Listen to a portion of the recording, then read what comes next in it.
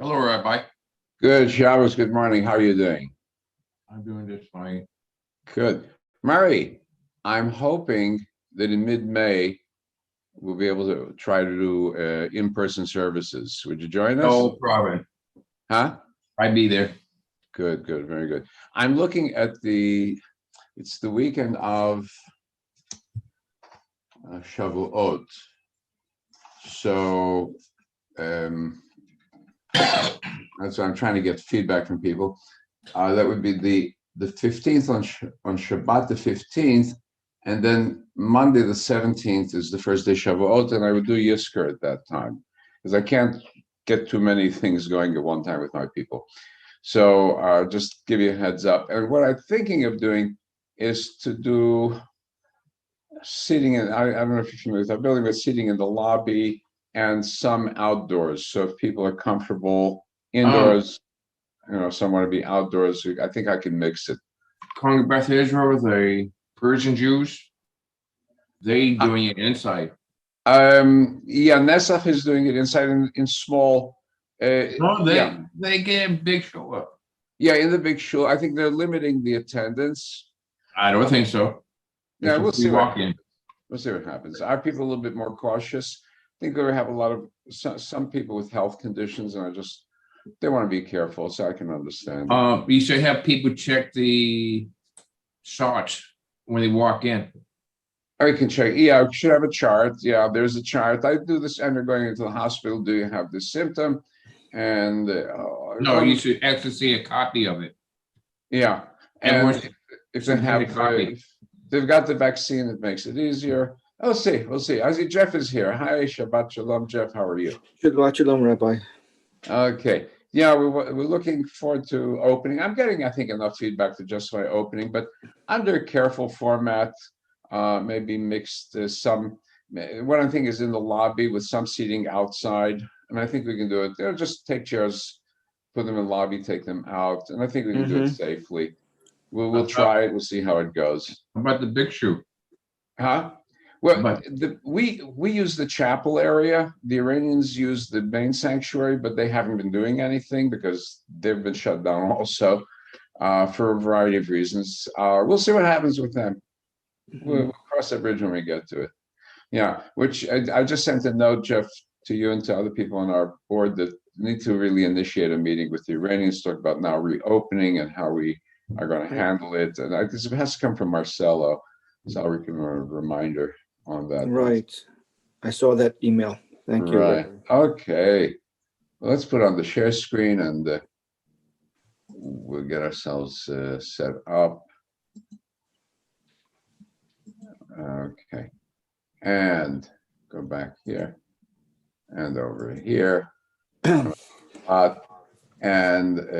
as people are coming in, this Shabbat, I want to talk about going back to our theme of various and sundry Jewish communities. My congregation predominantly Ashkenazic, the other part Persian, so we've done that. We've had Poland, we've had Jamaica, we've had Morocco and the Greek Balkans, and now for some very varying communities. I'm going to go into this week's Samaritans and next week the Karaites. The Samaritans are Israelites who are not Jews, and the Karaites are Jews who are not rabbinic. We'll use that distinction. So to warm us up, I have a beautiful song by a Samaritan Israeli singer, the fusion of Samaritan and Middle Eastern, to warm us up.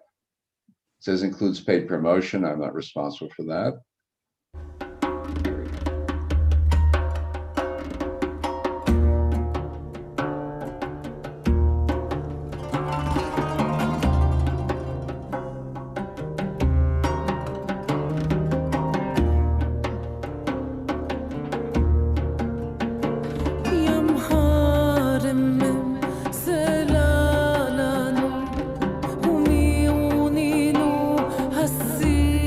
No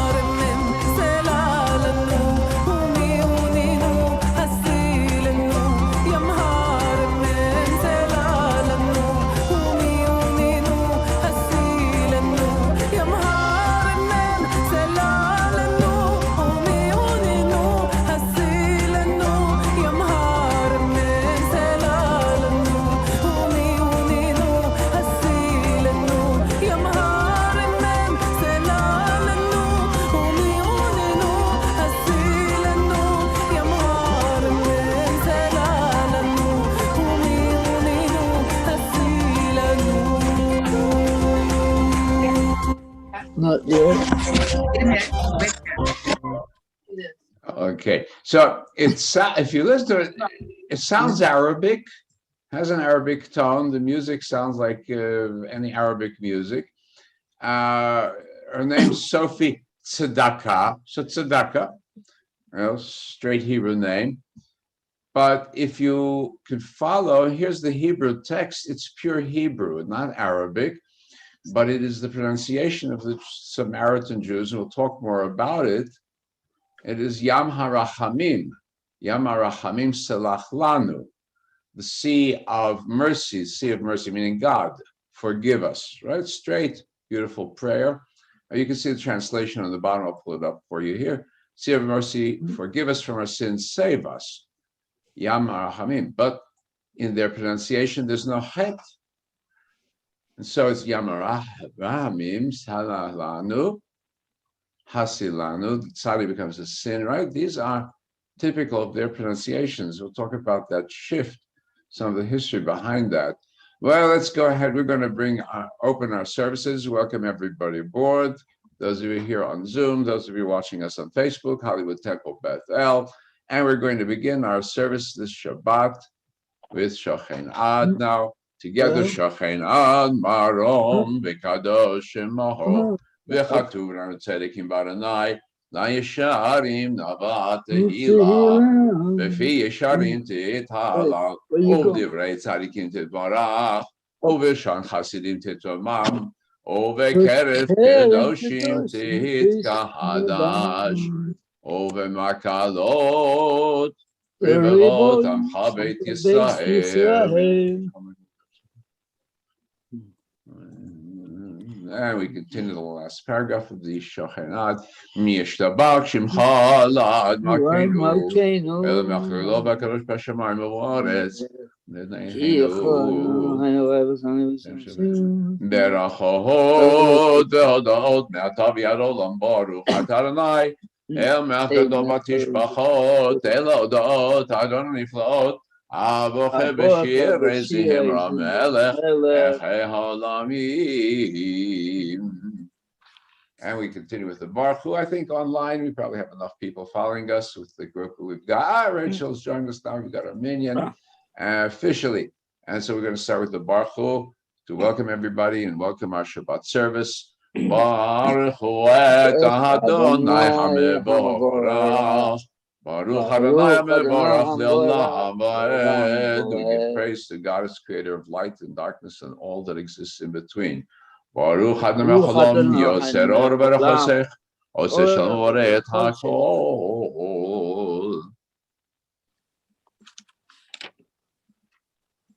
And we continue the El Adon.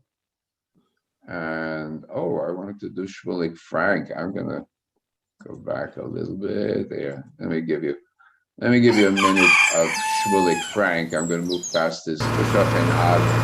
I wanted to put him in, and I forgot him. This for a minute. For the Shochen Ad. It's just a pretty version.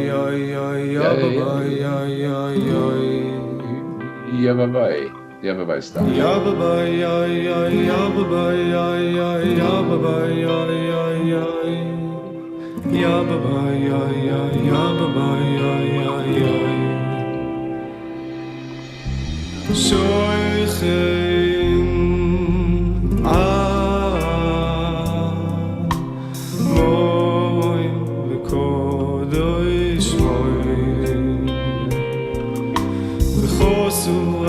Tzadikim Vashem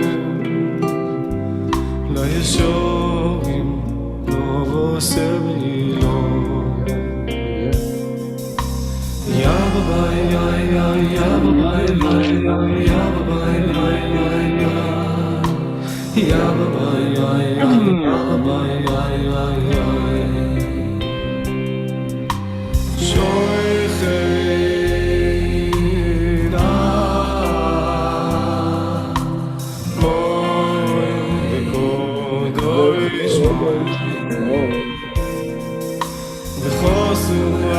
Tzadikim Bashem LaYesharim Novoseh B'Ilon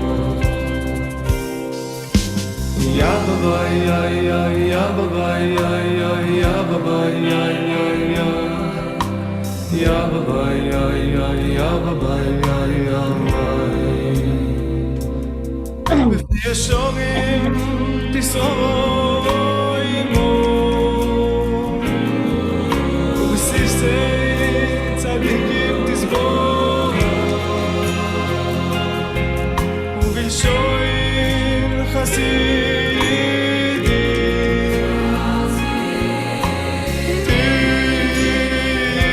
תסקדות ובכן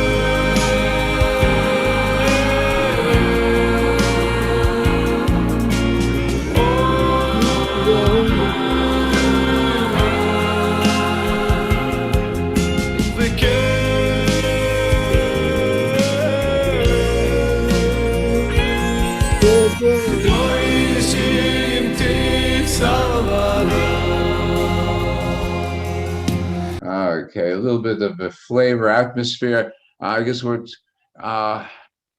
Jews are supposed to be doing when they come to Israel, when they came to Israel a century ago, which is work the land, right? Return to a fusion between return to the kibbutz, the chalutz ideal with some long payas and tzitzis combined, something that you did not see a century ago, or more in Poland for sure. So now you go ahead. In Poland, did you see a Jew working the farm? No. He was managing. No. That's it. Okay. No. That was the purpose, to build and be rebuilt. And now we'll go to Eladon. This one, we'll move ahead to Eladon. I'll pull it up for you.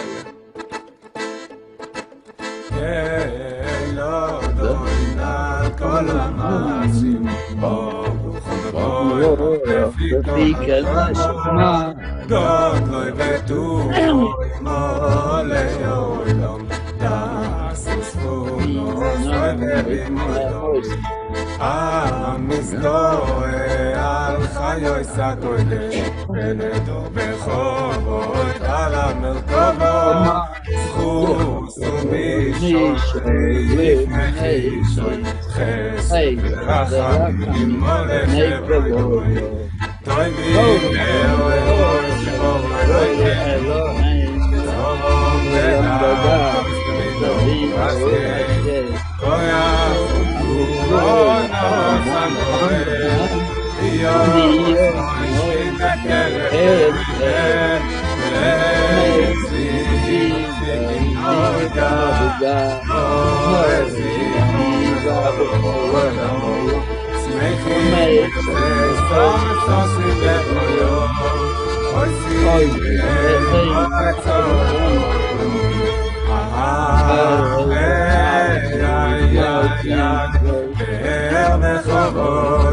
נוסעים לשמוי צולו בניול זכר מלכוסו יחר כל השמש ויזרחונו טוב והסכים צורה סבבו שבח נשימו את כל זרעונו בוי כפרס ופורנו סרופים חיוש וחיוש ויפן ויעבוד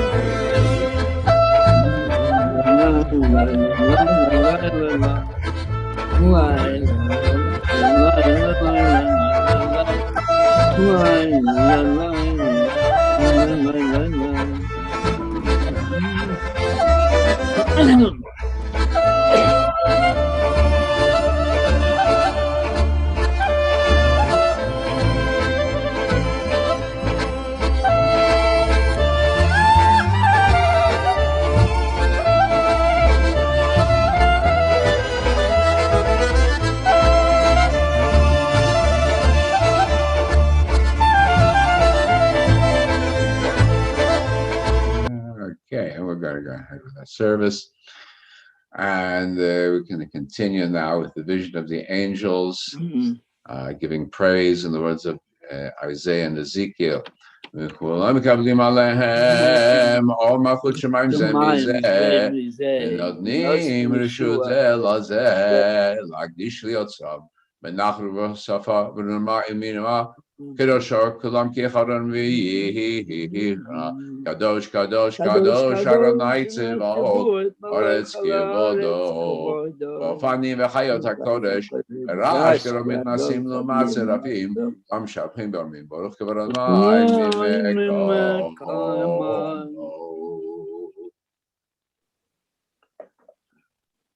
I have a note from Murray. Yeah, Jews would own the farms. They'd own the farms. They'd manage them. But the work they left to the others.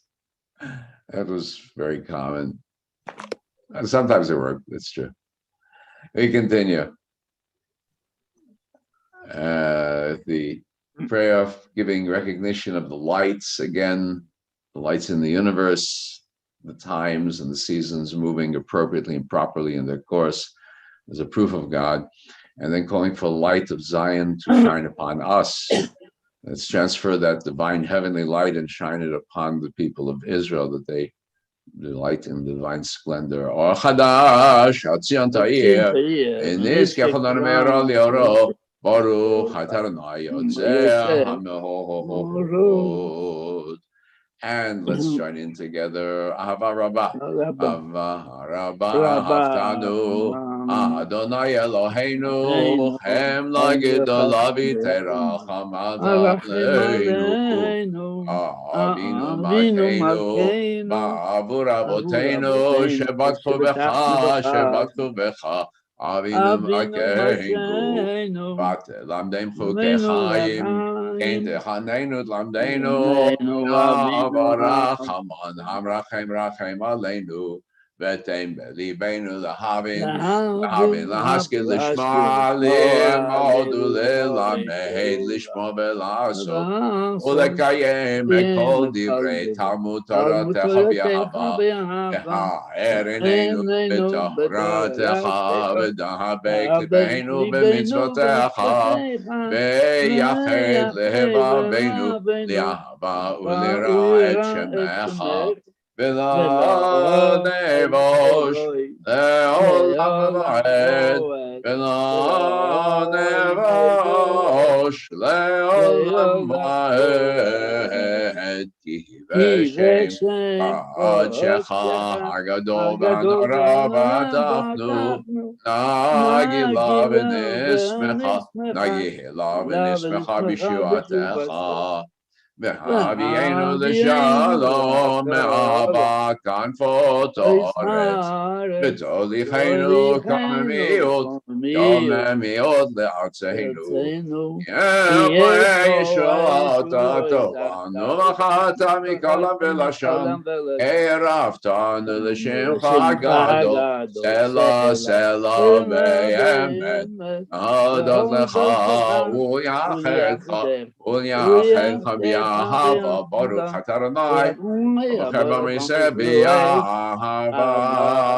and we take the tzitzit in hand.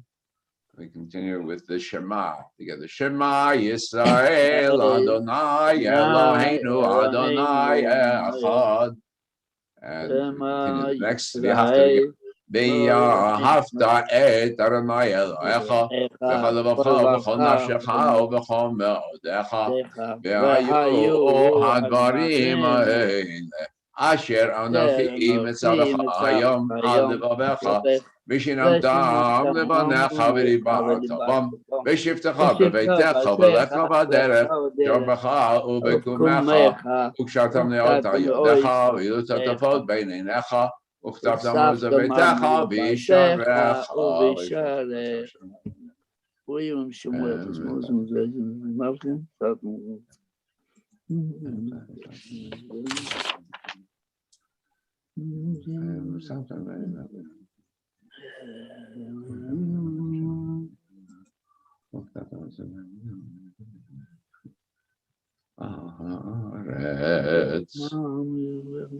And we continue the last paragraph of the Shema with the tzitzit in our hands. ויאמר אדוני משה לאמור, דבר אל בני ישראל, ואמרת להם, ועשו להם ציצית על כנפי בגדיהם לדורותם, ונתנו הציצית על כנף פתיל תכלת, ואין לכם לציצית, פריתם אותו, שכבתם מכל מצוות אדוני, ועשיתם אותם ולא תטורו אחרי לבבכם, ואחרי נכם, אשר אתם דנים אחריהם, למען תזכרו, ועשיתם מכל מצוותיי, והייתם פירושים לכם. אני אדוני לכם, אשר הוצאתי אתכם מארץ מצרים, להיות לכם לאלוהים, אדוני לכם אמת. We continue with the song of the redemption of the children of Israel, praise of God at the shores of the Red Sea. L'michamocha. Dilo le'eleyon baruch hu mevorach Moshe uvnei Yisrael harishirav simcha rabba v'yamru chulam mi kamocha ba'elim Adonai mi kamocha nedo b'kodesh norati lo tosefele Shira Chadasha Shibchu Geolim Shemcha Sefatayam Shira Chadasha Shibchu Geolim Shemcha Sefatayam Yachad Kulam Odu Yachad Kulam Odu V'imlichu V'yamru Adonai Lo Le'olam V'ed To Yisrael Kumar B'ezat Yisrael Uvdeichenu Mecha Yoda B'Yisrael Go'aleinu Adonai Tzivot Shemo Kadosh Yisrael Baruch Adonai Go'al Yisrael. And we rise figuratively or physically for the Amidah, the opening blessings together. Adonai Sifatai Titachu Pi Yagiti Latecha Baruch atah Adonai Eloheinu v'Eloi Avotenu Eloi Avraham Eloi Yitzchak Eloi Yaakov Eloi Sarah Eloi Rivka Eloi Rachel v'Eloi Leah Ha'el Hagadol Hagibor V'Nora Elyon Yomei Chasadim Tovim v'Kodnei Hakol V'Zocher Chazdei Avot v'Yigdal B'neihem L'man Shmo B'Ahava Melech Ozer Moshiach Magen Baruch Adonai Magen Avraham Pokei Tzara Atagi boy le'namanai mechaymitim atarav loshia Orit hatal mechakeh chayim bechesed mechayem meitim berachamim rabim Samech noflim berofech oholim Umatir asurim umekayem emunato Lishenei afam michamocha ba'gevurot Omido melach melech memit umechayeh umatzmiach Yeshua ne'emonato l'chayot meitim Baruch Adonai mechayeh hameitim Ata Kadosh v'Chagosh Kadosh. Continue with the Kedusha. Karishim Chabalam, Keshem Shmakdishim Atabish Memarom, Kartu Vayad Nebiach Karzazeviyamar, Kadosh, Kadosh, Kadosh, Adonai Tzivot, Aretz Kevodo, Az Bekorash Gadol, Hadiv Chazak Mashmim Kol, Mitnasim Lumat Serafim, Tam Baruch Yomeru Baruch Adonai Mimeko.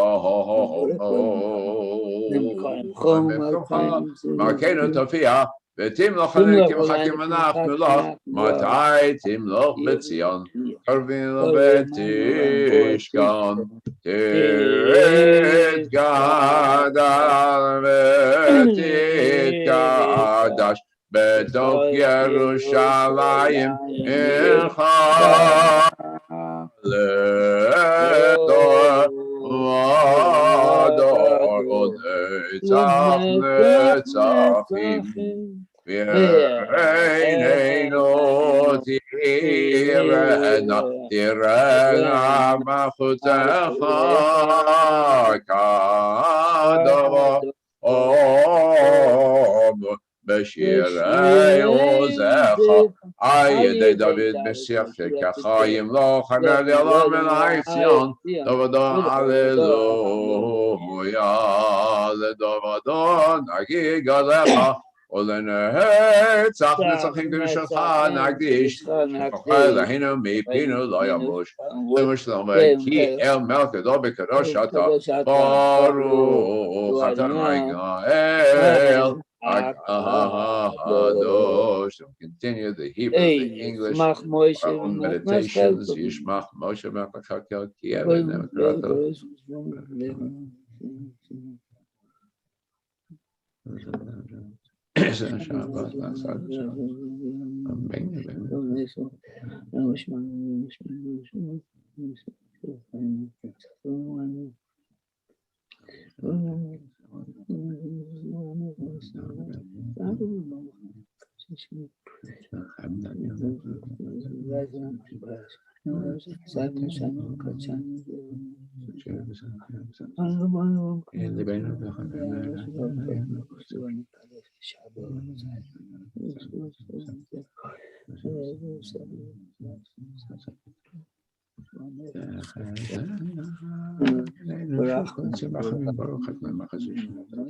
מודים אנחנו לא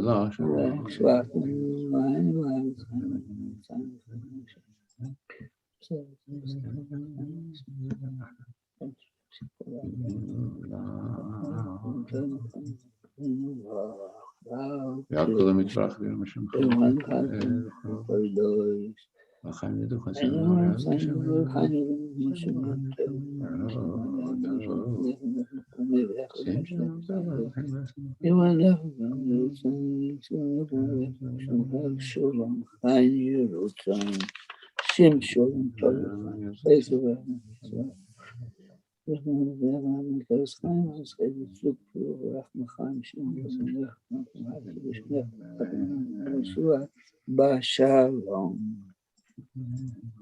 Now, going to go back to the Sim Shalom, and this time with cantor Propus, chanting Sim Shalom.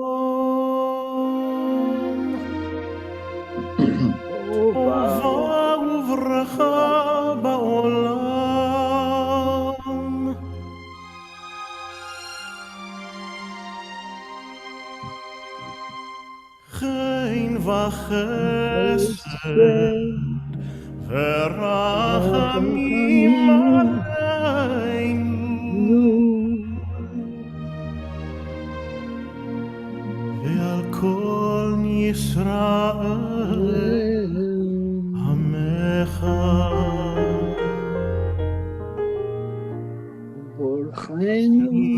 שים שלום טובה וברכה בעולם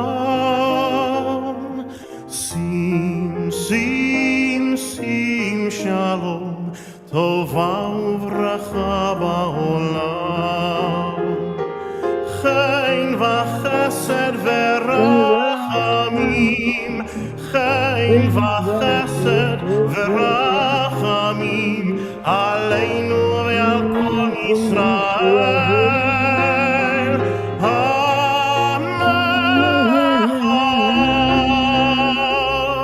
שים שלום טובה וברכה בעולם ברכנו אבינו כולנו כאחד באור פניך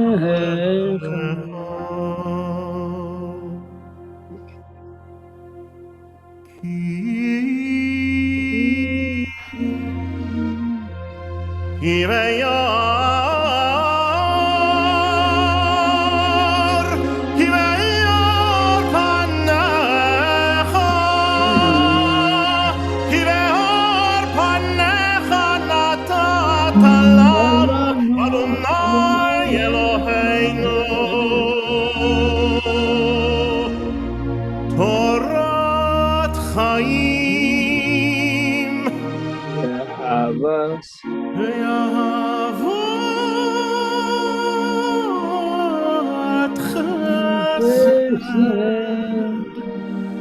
וצדקה וברכה ורחמים וחיים ושלום ושלום שים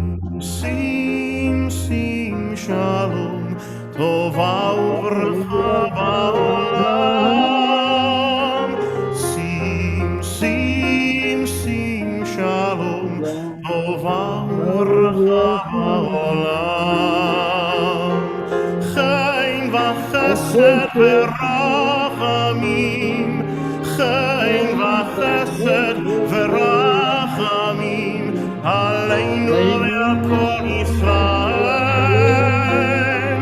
התנך.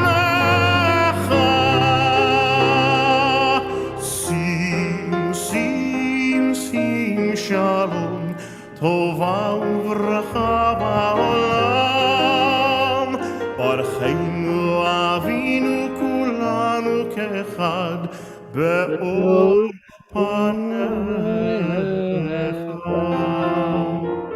וטוב בעיניך לברך, לברך את עמך ישראל, בכל עת ובכל שעה, בשלומך.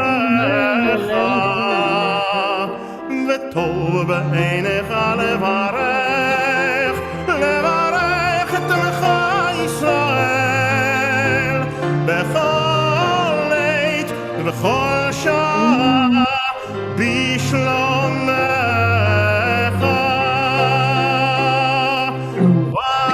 ברוך אתה אדוני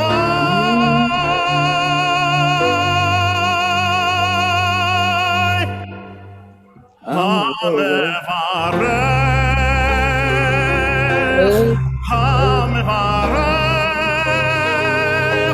את עמו ישראל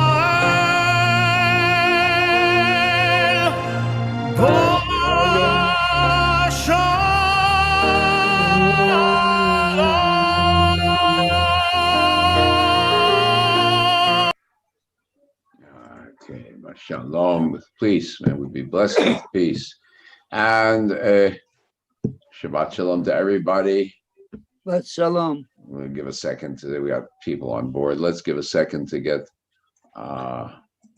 just to say hello to everybody. Okay, you can see. All right, we got our little crowd today. Okay, we're going to go ahead with the service, the Shabbat, the theme. Going to end up with an examination of the Shomronim, the Samaritans. We'll find out what the Good Samaritan really is. And now go back to our screen. And now to Pirkei Avot for our period of study. We've got two Rabbi Chaninas. The first one was Sgan HaKohanim. The second one, Chanina ben Teradyon, who said, a statement, they give him much more room for his statement because it gives explanations. But specifically, it is Shnayim Shioshvin Be'ein Benim Divrei Torah. Two people who sit together and they do not discuss Torah, or is that Moshav Leitzim? This is a bunch of lates. Alates. What's a letz? A letz. A scoffer, a prankster, a no-goodnik, a useless person. Shnemar. And it gives a proof quote from Psalms. Moshav Leitzim lo yashav. He will not dwell in the presence of scoffers. Aval, but Shnaim Shioshvim B'yesh Benem Divrei Torah. When two people sit together and discuss Torah, Shechina Shura Beinehem. The divine presence is there among them. Shenemar, as it is said, Az Nedabru Yirei Adonai Ish Arehu Vayakshev Anav Yishma. Right, and here's a proof text. Who's want a proof text? Then Malachi, the words of Prophet Malachi, each one shall speak to his fellow, and God will listen. All right, and that's the. And then he goes ahead. If two are talking, how wonderful it is. But what about one person who sits and studies Torah? Even there, the Holy One gives him reward. Shnemar Yoshev Badad V'idom. He who dwells above and is silent, Kinat Halalav, he has taken upon himself the rewards of Torah, study of Torah.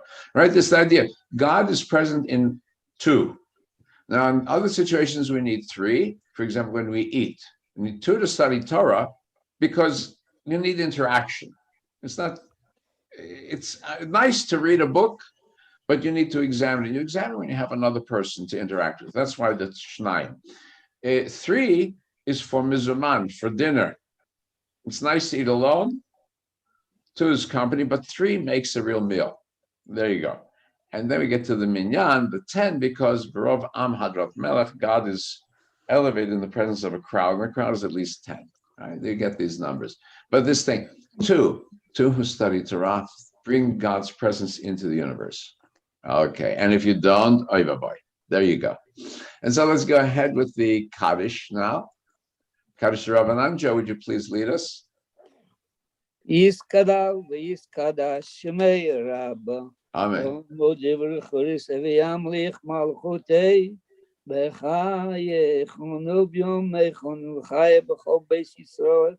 B'agalav zman karim v'imru amen. Amen. Yehi shmei Rabba Rabba, mavurach olam Le'olam v'olam Omer maya. Maya.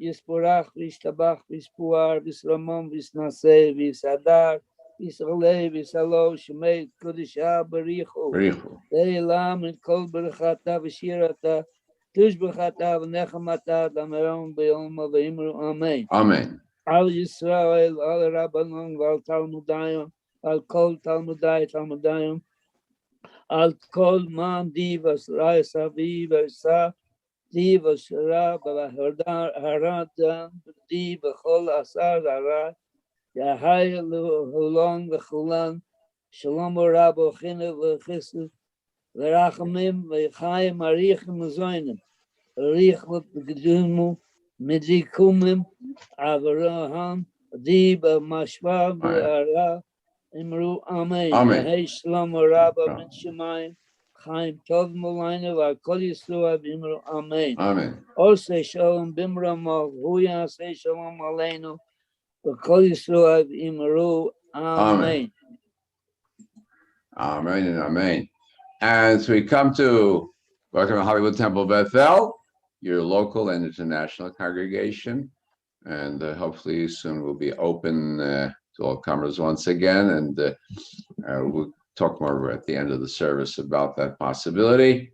We are in our virtual chapel, and we begin our service, and just join in with me. Ein kamocha Elohim Adonai, ve'ein kamasecha, machutcha machut kol olamim, umemshaltecha b'chol dar v'adar.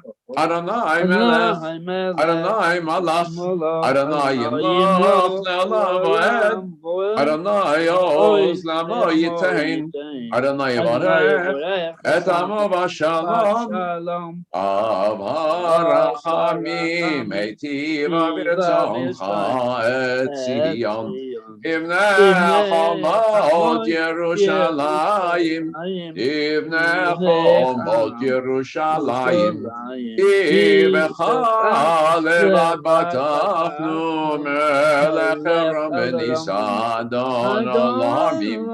Vayi ben Saron vayomer Moshe Uma Adonai ve'afutzu oivecha ve'yanusu misanecha mipanecha ki mitzion tetzei Torah ki mitzion tetzei Torah udebar Adonai miYerushalayim Baruch shenatan Torah Torah Baruch shenatan Torah Torah le'amo Yisrael b'kedushato Ishmei Omar. Now we continue with the prayer in front of the ark. Be'anarachet, be'lishmei kadisha, kadisha yakira, ana amatush bechan. Be'anarachet, be'anarachet, be'lishmei kadisha, kadisha yakira, ana amatush bechan. Yehira. Adama letiftach libi beoraita v'tashlim mishalin libi b'libon l'chol amach Yisrael v'tavu chayin v'lishlam. Amen. We come to our Torah reading this Shabbat. Given the nature of the calendar, we're doubling up. We have Acharimot and Kiddushim, the opening of Acharimot, which is the reading that we have for Yom Kippur, which talks about after the death of the two sons of Aaron. The question of how does one approach the sanctuary now becomes crucial. The sanctuary is now central to the people of Israel. And so it is just the instructions to the priest how to enter so that the priest comes in well and goes out well. And especially on the day of Yom Kippurim, the day of atonement, on that day, coming in well and coming out well on behalf of the whole people of Israel. And we have our basic rules of Yom Kippur deducted from that portion. And then it continues into other rules about being prepared as a people for this new sanctuary and this new sense of holiness. And so as the priest is to be holy, so the whole people are to be holy. And so the restrictions on the people about what they eat and about how they behave sexually, that are all part of preparing them to be the basis, the foundation of the sanctuary, which would be the meeting point between heaven and earth for all humanity. It is not rules upon all humanity, but rules particular to the children of Israel. And then, of course, it goes on, the next portion, 18 and 19, which have to do with the Kedoshim, the sanctity in terms of moral sanctity that goes hand in hand with the spiritual sanctity. And we have the famous line, you love your neighbor as yourself, which is one of the best known lines, both for Jews and Christians. And indeed, I'm going to be talking about the Good Samaritans, and that's a very central passage because of that story. And the question of what is the neighbor? And it's very clear if you follow that the very few sentences down below, it talks also about the ger, the stranger who's come to live among you. That person also is to be treated in love, in a loving manner. Very important, because now we come to the part we're going to read, which talks about one of the key elements or pillars of kashrut, which is the elimination of blood. We know that the whole concept of shchita, in which we kill the animal by a quick cut to the major artery at the neck to cause the blood to immediately pour out. Then the second step, which is the soaking of meat in salt and then washing it, again, to eliminate as much of the blood out of the meat. And it comes from this. And it's very important. Look, we're starting with line 8 in this chapter. It talks about emptying out the blood. Why emptying out the blood?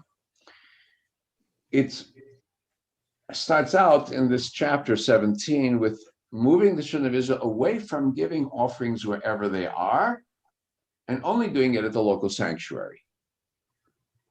And then it's corrected that one can eat meat, but not to life wherever you are. But then offering itself may only be in the official sanctuary, right? Not wherever you happen to be, because wherever you happen to be is where the pagan gods are also. So we need to make this distinction. And that's how it starts out. And then it goes into who's involved in this? And a very important thought. Ish mi Beit Yisrael, a member of the household of Israel, uminager asher yagur betocham. So and also the stranger who's come to dwell, and ger is not so much stranger as the resident who's come to live among you. There's toshav and there's ger, both are indicating living among you. And the great question is, what is the intention? And different parts of the Bible would indicate something different. One would be someone who's coming to live among you just temporarily passing by, or one who's decided to settle in your midst and is taking upon himself all the obligations of being the people of Israel. It's not yet the concept of convert yet, as we know it in rabbinic times, but it is part of this process, the one who comes to live in us. So both the one who is the Jew, the born Jew, the one who is in the process of associating, identifying, will take upon themselves this obligation of not eating the blood. And why is that? Because the blood, we're told, nefesh habasar badam, the soul of the flesh is in the blood. The blood represents life. And the only place we're going to put the blood is on the altar. It's nefesh tachat nefesh, a life for a life. That's the intent. I offer this animal instead of me. That only there. Now, Christians take from that with the destruction of the temple, we Jews don't have a way of having expiation. And so in Christian interpretation, Jesus becomes the blood of sacrifice, replaces that. In Jewish interpretation, becomes the nishama pas fatenu. In place of oxen, we give our lips, avodah shebalev, the sacrifice of the heart now replaces the blood sacrifice for us. And that's the rabbinic transition. But again, this sense, the lifeblood, the sense of the sanctity of life, even of the animal, where we are cognizant of this shared sense of life, the animal's life saving us, let's say figuratively, and therefore we don't touch the blood. So we'll begin our reading. Let me invite Joe Sr., please, to lead the blessing. Oh, wait a minute, we didn't do the Shema. Baruch Hu es Go Adonai ahead. Baruch Baruch HaNevarach Le'olam Va'ed. Baruch L'Olam Va'ed Baruch Adonai Eloheinu Melech Haolam Asher b'chabonu mikol ha'amim v'natan lanu es torusoi Baruch Atu Adonai Noten HaTorah. Okay, Amen. We're going to read the first few verses. Amen. Valem Tomar. Ish mi beit Yisrael min hager, asher yagur betocham, asher yale ola o zevach. ועל פתח ערי מועד לא יביאנו לעשות אותו אדוני, ונכרת האיש מעמיו, האיש ההוא מעמיו, ואיש מבית ישראל ומנהגי הגר בתוכם, אשר יאכל וכל דם, ונתתי פניי בנפש האוכלת את אדם, והכרתי אותה מקרב עמה, כי נפש הבשר בדם הוא, ואני נתתי לכם על המזבח לכפר על נפשותיכם, כי הדם הוא בנפש יכפר. על כן אמרתי לבני ישראל, כל נפש מכם לא תאכל דם, והגר הגר בתוכם לא יאכל דם. ואיש מבני ישראל מן הגר הגר בתוכם, אשר יצאו ציד, חיה או עוף, אשר יחל, ושפך את דמו וכיסהו בעפר. כי נפש כל בשר דמו בנפשו הוא, ואמר לבני ישראל, דם כל בשר לא תאכלו, כי נפש כל בשר דמו היא, כל אוכליו יכרת. כל נפש אשר תאכל נבלה טרפה באזרח ובגר, כיבס בגדיו רחץ במים וטמא עד הערב וטהר. ואם לא יכבס בשרו לא יחץ ונשא אהבונו. Okay, and now we're going to invoke Baruch Adonai Eloheinu melech haolam asher b'chabonu mikol ha'amim v'natan lanu es torusoi Baruch Atu Adonai Noten HaTorah. Amen. And now we're going to, there we go, invoke for those who are ill that we have in our hearts and in our minds. Misha Berach, Avotenu, Abraham, Yitzchak, Yaakov, Sarif Karachev Leah, Uivarech, Virapeh, Tacholim. May you bless our ancestors, Abraham, Isaac, and Jacob, Sarah, Rebecca, Rachel, and Leah. Bless and heal Esther, Elisheva, Pinchas Beltoskovsky, Miriam Leah Dorf, Vyatsa Bengalina, Moisey Kelchik, Mindy Levins Pfeiffer, Jennifer Levins, Ronnie Duran, Harriet Levins, Moise Ben Manya, Barbara Mormon, Esther Gerson, Jeffrey Bark, Avigdor Rafael Ben Yitzhak Vitzivia, Joe Alexander, Robert Drato, Roger Rosen, Richel Flalo, Jenny Drato, Michael Schinder, Susan Tuckman, Shirley Marco, Vera Feinberg, Judy Alkali, Richard Zeller, Laban Masha Ben Sarah, Jason and Gary and Maureen Tucker and Gabby, Marion Brown, and Liva Batsara, Hannah Batsara, Eliel Ben Chana, Herb Mormon, Irina Sepian, Shoshana Batsara, Hannah Sar, Leah Bat Rachel, Hannah Sar Bat Kayla, Alta, Alan Whalen, Haya Nesty, Sophie, the friend of Judy Alkali, all those afflicted by the COVID-19 virus. And now let us please add your own names. Please tell me who you have in your minds. Joe. Sima Harlev, Sima Halev, Ronan Ter Harlev, Ronan Ter Halev, Susan Feinberg, Susan Feinberg, Esther Rachel Batsiva, Esther Rachel Batsiva, Laban Moshe Ben Sarah, Laban Moshe Ben Sarah, Shlomo Ben Lazar, Shlomo Ben Lazar, Carl Flex. Carl Flax. Okay. My sister Jennifer. Jennifer. Fraser. And last name? Fraser. Fraser. She's recovering from COVID. Oh, COVID. Oh, yeah. Yeah, she was in the coma for 5 weeks, 6 Oh weeks. my God. Oh my God. Wow, she's in our hearts and minds. Rothman, Ronald Rothman, Tito and Gabi Gorodisho. Tito and Gabi Gordicho, Rachel Batventura. Rachel Batventura, Wendy Keller. Wendy Keller. Okay. and all others. Karen, drop me a line with her name. I'll add it to the list. It's very, very serious. No, yeah, she came out of the coma, but then she had severe cardiac and respiratory complications. Oh So boy. she Yeah. had to go back to ICU Okay. 2 weeks ago. Oh my. Yeah. Send me a name, please. Where is all she good. now, Carmen? She's in London. And this Is is she after a home? vaccine. She Uh-huh. had her This is after- vaccine Yeah. and she Oh, caught it after. Yeah, she may have Wow. gotten it soon after. Usually it takes 2 weeks to catch on, and that's one of the problems. So No, sometimes there, people, the vaccines, they are not 100% foolproof. Exactly. They are not. There's a nurse recently she was so fatigued. She needed a vacation. She went to Mexico. She caught COVID in Mexico and she had to be quarantined in Mexico. She could not come back into the US. So the vaccines, you still have to mask, you still have to social distance. They're not one. Yeah. usually the consequence, even of those who catch, generally very mild. The problem occurs when somebody's caught it too soon after the vaccine, before the vaccine is kicked in. Okay, today, it was in England. They recently completed a study on pregnant women who give birth, who have COVID and give birth to babies, and That's a problem, yeah. and both the babies have health problems. They both- Yeah, that's both become have recognized. It severe- passes through the uterus. And, through Another umbilical- issue the is sac. the variant. yeah, Jennifer had that really bad variant that happened in London after. Okay, that's the British version, yeah. Yeah, so BK that's some- what happened to her. So Oh, we have her in our prayers. it's been a long few months, Yeah, few weeks. We go ahead then for Thank you. everybody, and we pray. We continue. HaKadosh Baruch Hu yishlach lehem ufot shema ufot nefesh ufot aguf. May the Holy One send him healing both in body and in mind to them and to the whole house of Israel. Let's all say Amen. Amen. And we're joining the Mishnah Berach with this choir from Orange County.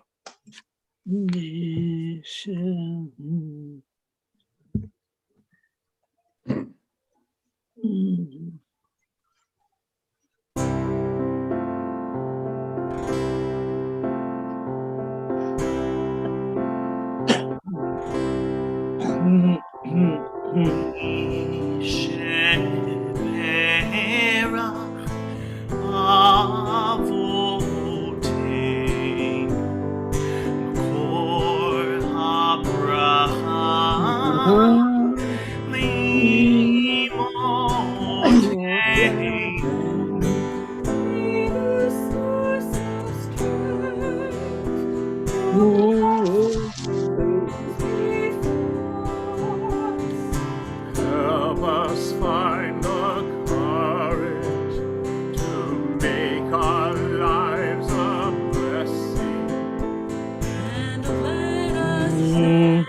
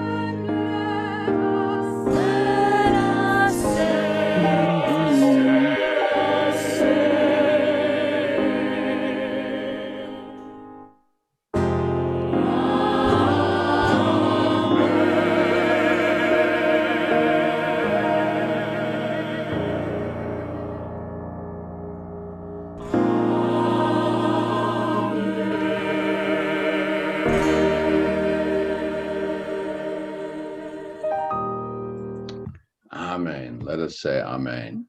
Amen. Okay, and we're going to continue now with the Haftarah. The Haftarah is from Amos.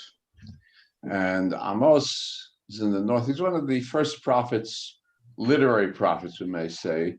And it is a great question if he's from the south, but he's preaching to the north, or he's from the south and talking to the people in the south, warning them what's happening with the north and not let it happen to them. But he's positing here the opening lines in the part that we have. To me, Israelites, you're like the Ethiopians. And what does that mean? It says, I brought Israel from the land of Egypt, but also the Philistines from Kaftor and the Arameans from Kir. So he's reminding the children of Israel that he's not God just of one people. He is God of the Ethiopians, he's God of the Egyptians, he's a God of the Philistines, he's God of the Arameans. He's brought all the peoples of the earth to where they are. This is God in command of history. And therefore, he puts his eye on the children of Israel because they are his chosen for what good or bad among the people to carry out his purpose.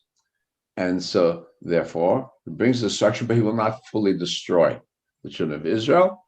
And finally, the last lines of Amos, and then looks to the future and says, Shaftit Shvut Am Yisrael, they shall be exiled. I will bring them back. Hatim Alad Vatam, I will plant them on the ground, on the land once again. Now, it is from this that we have the idea of the lost tribes of Israel coming back with the Messianic days. And now we're going to talk later on about where to find the lost tribes of Israel, right? So we have two things, both from the Torah reading and from the Haftarah, to tie in with our topic for today about the Samaritans. So I'm just going to read the opening lines for us. And Re'iti et Adonai. We're going to start, sorry. I'm going to go in one line down at this point. Halo kivnei kushim atem li b'nei Yisrael num Adonai. Alot Yisrael heleti me'eretz Mitzrayim uflishtim mikafto v'ram mikir. Hinei einei Adonai Elohim b'mamlachata v'shmarti otam me'al pnei hadama. Efes ki lo ishmei dashmid beit Yaakov num Adonai. Kinei anochi mitzaveh v'ani oti b'chol hagoyim et beit Yisrael kasher nua b'kfara l'potzro haaretz. Becherev yamutu kol chatei ami omrim lo tagish v'taktim b'adnteinu hara'a. I just go to the last lines. ושבתי את שבות עמי ישאהו, וענו ערים נשמות, וישבו ונטעו כרמים, ושתו את יינם, ועשו גנות, ואכלו את פריהם, ונתתי על אדמתם, ולא יתנתשו עוד מעל אדמתם, אשר נתתי להם, אמר אדוני אלוהיך. And we're going to continue now with the prayer for the United States and the prayer for Israel. A very difficult time for the United States, a time when we're being set, one upon each other. We have the problem of trust in the police, trust in the community, trust in our security in many, many ways. And immigration reform, a lot of people at our borders and how to handle it. Yes, it's serious. How do we accept the stranger without being overwhelmed? We were strangers. How can we not be sympathetic? How can we not be in favor of some kind of immigration reform? How can we not? So the question is, how's it handled? How's it worked out? And of course, it's been stymied for 2 decades, 2 generations even. So I've got this retired Navy. On behalf of each person in attendance tonight to welcome back veterans and Wounded Warrior Project. And now for the introduction of God Bless America, let's join public address announcer John Hewlett. Ladies and gentlemen, we now take a moment to sing God Bless America. We are led tonight by retired Navy Petty Officer First Class General Wilson. God bless America, land that I love. Stand beside her and guide her through the night with the lights from above. From the mountains to the prairies to the oceans wide with foam. God bless America, my home, sweet home. God bless America, my home, sweet home.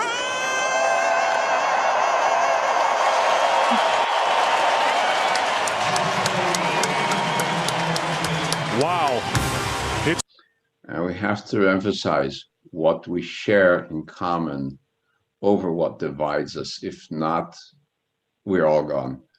That's an important point that Jews have remembered over the centuries. And we pray for Israel, for the state of Israel, the people of Israel. Sometimes they get at each other's throats also. Sometimes they also forget that what they share is much greater than what divides them. So for the people of Israel, we chant also. Join in with me, please. Avinu Sheba Shamayim, So Yisrael B'Galo, Borech et Medinat Yisrael, Yishitz Micha Gulatenu, Hagen Aleha Bevrat Chazdecha, Ufros Aleha Sukat Shelomecha, Chachacha V'Amitcha, Asher Sareha V'Yatzeha, Takneim Beitzah Tova B'Ilfanecha, strengthen the hands of those who defend our holy land. Avinu Sheba Shamayim, deliver them and crown their efforts with triumph. Avinu Sheba Shamayim, So Yisrael B'Galo, bless our land with peace, O God, its inhabitants with lasting joy, and let us say, Amen. Avinu Sheba Shamayim, So Yisrael B'Galo, Barech et Medinat Yisrael, Yishitz Micha Gulatenu, Hagen Aleha, Bevrat Chazdecha, Ufros Aleha, Sukat Shelomecha, V'nomar Amen, Amen. And we're going to continue, turn the Torah to the Ark. Yeah. Hallelujah. Pick up here. Hallelujah. Shem Adonai. Kines gav shemo levado. Hodo al eretz v'shamayim. Vayarem keren le'amo. Tehillah lecho chazidav. Livnei Yisrael am kerobo. Hallelujah. Hallelujah. Mizmor leDavid. Havul Adonai b'nei Elim. Havul Adonai kavondos. Havul Adonai kevod shemo. Ishtach havul Adonai b'hadrat kodesh. K'mayim el kavod yirim. Aronai mayim rabim. Kol Adonai ba'akach. Kol Adonai ba'adar. Kol Adonai shaver arazim, shaver Adonai et azeh havonon. Yakim kohegev b'siryon kemo ben reimim. Kol Adonai chotzev lavotesh. Kol Adonai yachim midbar.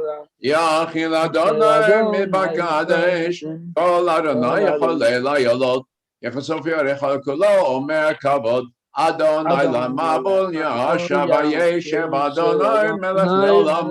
Adonai az le'amo yitein. Adonai yivarech et amo v'shalom. And we continuously figuratively put the Torah in the ark.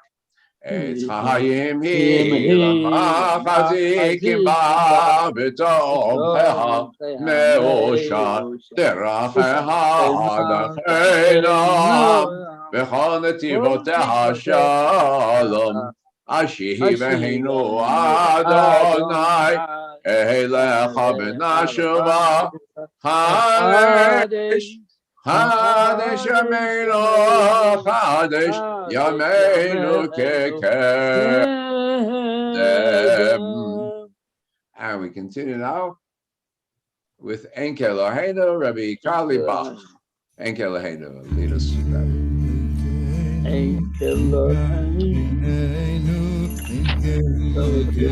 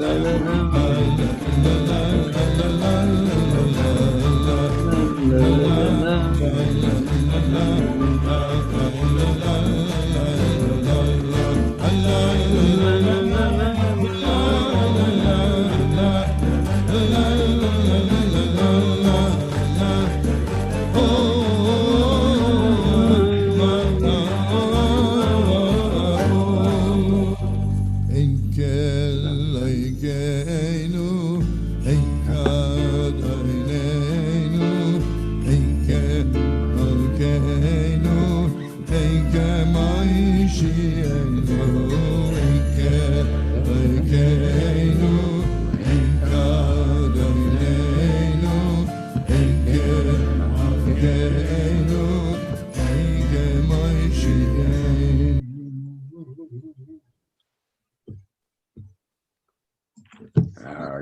now we go ahead with Elena together.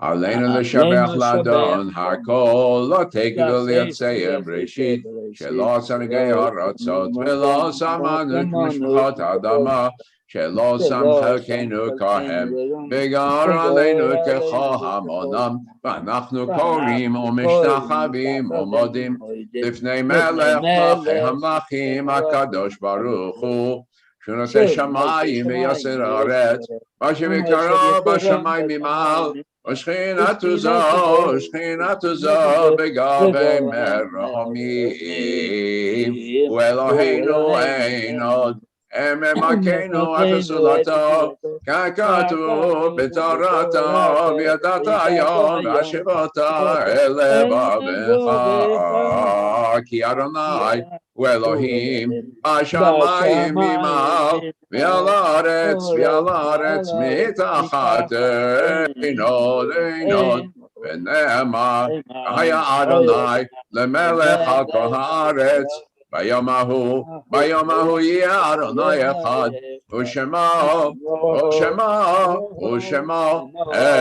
Echad U'Shema Echad. And continue with those in our minds who are near and dear to us. This week, recall the names of Sonia Scher, Zatz Breiner, Michael Lanzmann, and Julius Grus, whose yahrzeit is marked this week, and those who passed away in the current year, Margalit Sadok, Dvar Levi, Chaim Levi, Elenit Bat Yitzchak, Harry Kyle, and Davis Wenkert, Jack Petsko, and the victims of COVID-19 virus. And we all join in reciting the Kaddish. Yitkadal, Vitkadash Merabah, Biamad Divrach Hirutei, Biamlich Machutei, B'chaychon, Biamichon, B'chayidachol, Beit Yisrael, Bagalav Zman Karib Imru Amen, Hei Shmer Abon Barach, Yalach Omer Maya, Yibarach Vishtabach, Vipar Vishman Vitnasei, Vitadar Vitaler Halal Shmer Kucha Berichu, Leila Min Kol Birchata Vishirata, Tush B'chata V'nechamata, Tabiam Biamad V'ru Amen, Yehi Shlomo Rabba Min Shemaya V'chaim Tovim Aleinu V'koyse V'yomein, Ose Shalom Bimrama, Uyaser Shalom Aleinu V'koyse V'imru. Amen. And now we're going to wrap up. Hollywood Temple Bethel has been sponsoring this Shabbat service, your local and international congregation. Hopefully, we'll soon be in the Flesh and Blood congregation, coming to a corner on Fountain and Crescent Heights near you. And let's wrap up with Adon Olam, this singer, Sem Azar. Lead us.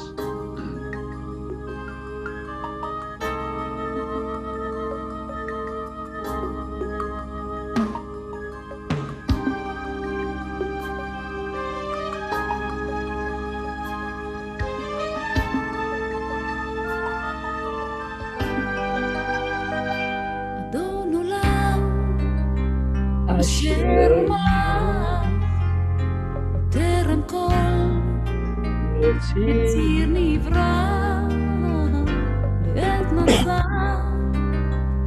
בחפץ אזי מלך שמו נקרא ואחרי ככלות הכל לבדו ימלוך נורא, והוא היה, והוא הווה, והוא יהיה, בתפארה. אדון עולם אשר מלך בטרם כל יציר נברא, עת נשא בחפץ הכל, אזי מלך שמו נקרא, אחרי ככלות הכל, לבדו ימלוך נורא, הוא היה והוא הווה, הוא יהיה בתפארה. אדון עולם אשר מלך בטרם כל יציר נברא, עת נשא בחפץ הכל, אזי מלך שמו נקרא, אחרי ככלות הכל, לבדו ימלוך נורא, הוא היה והוא הווה,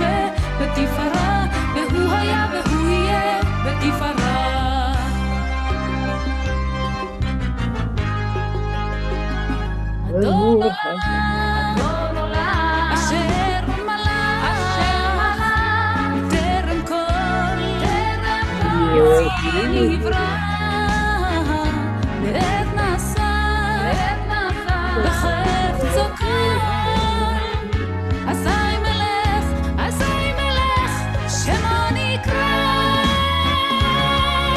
אדון עולם אשר מלך בטרם כל יציר נברא, עת נעשה בחפצו כל, אזי מלך שמו נקרא. אחרי ככלות הכל לבדו ימלוך נורא, הוא היה והוא הווה, הוא יהיה בתפארה. אדון עולם אשר מלך בטרם כל יציר נברא, עת נעשה בחפצו כל, אזי מלך שמו נקרא. אחרי ככלות הכל לבדו ימלוך נורא, הוא היה והוא הווה בתפארה, והוא היה והוא יהיה בתפארה, והוא היה והוא הווה בתפארה, והוא היה והוא יהיה בתפארה.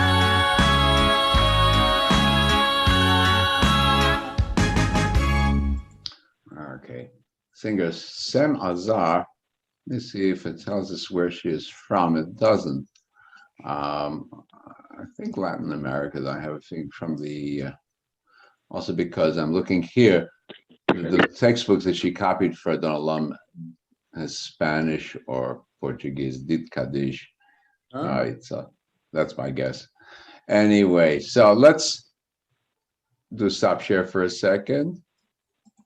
Greet everybody in the Shabbat. How are you doing? Everybody's still here in one piece.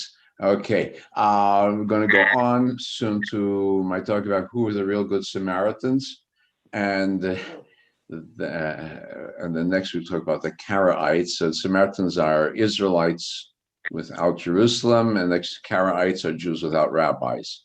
And we hope, I'm trying to target mid-May for opening. I'm getting feedback, and Judy's mentioned, if we could do seating in the patio area, that might be a good combination. We could have the table set up in the lobby. Some people want to sit inside the lobby, feel secure, fine. Some people want to sit outside, is fine. Everybody just brings a chair. I don't think we need anything complicated. Saturday, we give it a test try. And then the following Monday is Shavuot. And again, to keep things simple, we'll do that, have a Yizkor service where people can actually come and be at the service. And if possible, have the camera set up and just do a simple Facebook feed or the like, but without so much of the high-tech stuff that I'm doing, because I think if we see people face-to-face, it's worth more than high-tech. So that's what I'm positing up here. I think movie theaters are open at 50% capacity, and restaurants are open at up to 200 people in a restaurant or a movie theater. I think we can have a minyan in an open air area. Have we actually been paying rent to Beth Hollywood? To the Iranians, yeah. Yeah. No, you ask a very good question. If we go back, we're going to have to resume paying rent, aren't we? Or We've we been been paying partial rent? And I think Marcelo, I think it's very important that we open up a meeting. I sent an email to a few people here saying, let's start an open meeting with the Iranians now and determine what we're going to do moving forward. I mean, if they're going to be sticklers about, not letting us back in without paying everything all at once, I think that, becomes an issue. If they want to be reasonable and really work out things with us because they need us as much as we need them, that's another story. So, Marcelo, would you be able to try to get something started? Maybe initiate a conversation. Maybe ask Ilahi to set up a meeting. Because while we've been virtual, we haven't had any. Okay, we haven't had any food expenses that nobody's. I mean, there's a point to that. We have rent has been what 50% partial rent. You said some partial. I'm not sure the amount. Carmen, you know the amount here. I can add in. Okay. I have to unmute. Sorry. Yeah. It's been less than 50%. A little bit less than 50%. Right. So we have been. They know what we've been doing, and we've been doing this in good faith. So they know that. So it's a matter of, yes, it's time we sit down and negotiate what we can do and what they can accept. So. Okay. And then can we get back to Kiddush also? Because it is an expense. Rosa is correct. Maybe we can do modified unless somebody comes in and chips up, coughs up. Coffee and cake's not a big issue, but something more than that needs sponsors. Yeah. Okay. So what I don't think they will stop us from being inside or outside. Actually, they've never indicated that if we decided to start having something inside or on the patio, it's just that everyone has to be aware that if you do something outside or even inside, all the people have to chip in and help to do the setup and take That's down. right. That's right. Just So when we come in, everybody take a chair out, take a siddur out, take it back in. Take it in and put it away. I don't think we need a complicated setup. I'm just a table and near the lobby, so we can go into the chapel, get the Torah. Right, like where we put the tent, but it's going to be hot also, Rabbi. So you can't just sit outside. All the trees have been cut back. All the trees are gone. There are no trees. Yeah. Except for the two that are in the foyer, not the foyer, in the entrance area. They have been severely pruned. All the trees in the back are pretty much gone. Yeah. There are no trees back there anymore. So you might want to, when you think about sitting outside, we have that tent thing that we use for just for the sukkah. The sukkah. We can do that and put just put a canvas some over covering. That. Yeah. Or something like that. But you just cannot sit outside. I think everybody's safe. Yeah. Yeah, you cannot just sit in the heat. Yeah. On that concrete. Trust me, it's just. Yeah. It would be brutal. The other possibility might be in the lobby, but with all the doors open and fans, because basically the consideration is ventilation. That's what I'm reading. If you have constant ventilation. Sitting outside is not a problem, but you just have to think how you're going to do it. Yeah. Okay. Good. Plus, if we're masked, we get even hotter. If we're going to be conducting the whole service being masked, right? Yes. Okay. I would think so. I guess we would need to, yeah. Yeah, we'd have to be masked. Sorry. Be safe. We still, even if you've been vaccinated. Okay, yeah, okay. I'm not I don't want anywhere. anybody to feel in any way uncomfortable. Yeah, yeah. No, but the other possibility might be in the lobby, but put on a big fan and open all the doors so that there's ventilation constant. That'd be equivalent to being outdoors, because that's the main concern. It's the ventilation of air. But security is a problem. If we have all the doors open, security can be a problem. And so one person watch. But during this pandemic, mass shootings have gone up. They've increased. If you define a mass shooting as 4 or more casualties, there's been a massive rise in them. Yeah. I know what you're saying. I'm sorry to say that, but it's the truth. No, you're right. No one can argue with that. We got to fly under the radar on this.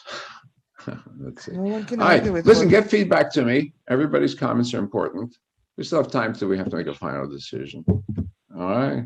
So let's go ahead. I'm going to go back to share screen. And now I'm going to introduce you to this issue. Well, who is really the Good Samaritan here? What are we talking about? Who are we talking about? Okay, I'm going to get us set up. And come to my theme. I'm going to open up my page here for us all so I can make it more legible. Okay, so introduce the topic. And I'm going to talk about Israelites without Jerusalem. And so you've all heard the term Good Samaritan. And just this week, I came across a headline. It said, Good Samaritans help rescue 14 from a sinking ship. I've highlighted, right? This idea of Good Samaritan. We even have, I'm not sure in California, there's something called the Good Samaritan law that says if you're in good faith, try to save somebody who's in trouble and something bad comes, the consequence, you're indemnified, all right? To encourage people to help. Well, besides the name for a hospital, though, a few people really know what it refers to, and it became famous because primarily a story attributed to Jesus in the Gospel of Luke, about a man going from Jerusalem to Jericho. He's attacked by robbers, and the Kohen comes by and sees him and ignores him. And then the Levi comes by and sees him and ignores him. But a Samaritan comes by and he sees him binds his wounds, gives him oil, pays for the bills at the inn till he recovers. So who is really the good neighbor where it says, V'after echa kamocha? That's the discussion he's talking about. Love your neighbor as yourself. So who is the neighbor? What do we mean by that? And the people around him, who are among themselves the Pharisees, who are discussing with him, say the one who actually acted like a neighbor, showed him mercy. And so that's what it means, he says, to be good neighbor. You do the same thing. So very often in Christian circles, this was intended to say that Jesus is condemning the Jews for looking out for themselves and not for the stranger. However, truth is that if you look at the New Testament, when Jesus is talking, he's talking to Jews. He's not talking to pagans. When he talks to pagans, he's at first reluctant because he says, like casting swine before pearls. I hate to say, but that's direct quotation. Or it is not fit to give bread to the dogs. He's talking about a Canaanite woman. And when Jesus is talking about the Samaritan, he's not saying there's a Kohen, a Levi, and a Roman, not a Kohen, a Levi, and a Greek, but a Samaritan, because what Jesus sees himself is if he is the Redeemer, maybe that's how he sees himself, then the Samaritans are children of Israel who are going to come together in with the people, the rest of the people of Israel. That's what he's pitching, right? We have to understand Jesus as a nationalist Jew, very much so. Well, here's our real Samaritans, not the one in the hospital, not the one on the ship, but notice these guys here, the red turban, which is very characteristic also. Originally Turkish, I think you recognize it from Turks wearing that, still very popular among them, and white robes at their worship. So I was a student in Israel, I don't want to say how many years ago. I set out to find out about these people who are related to Jews, but not Jews. I've got this map for you here. And if you're familiar with the layout of Israel, here is Tel Aviv. Down here where my hand is Jerusalem. Up here is Nablus. Nablus, Shechem, ancient Shechem, the ancient capital of the northern kingdom. And right here under my red circle, there is Har Gerizim, the Mount of Gerizim, where there is the Samaritan center number 1. Circle number 2, just south of Tel Aviv, is Holon. And that's where the other large Samaritan center is. Now, when I say large is very relative, and you'll soon see why I say that.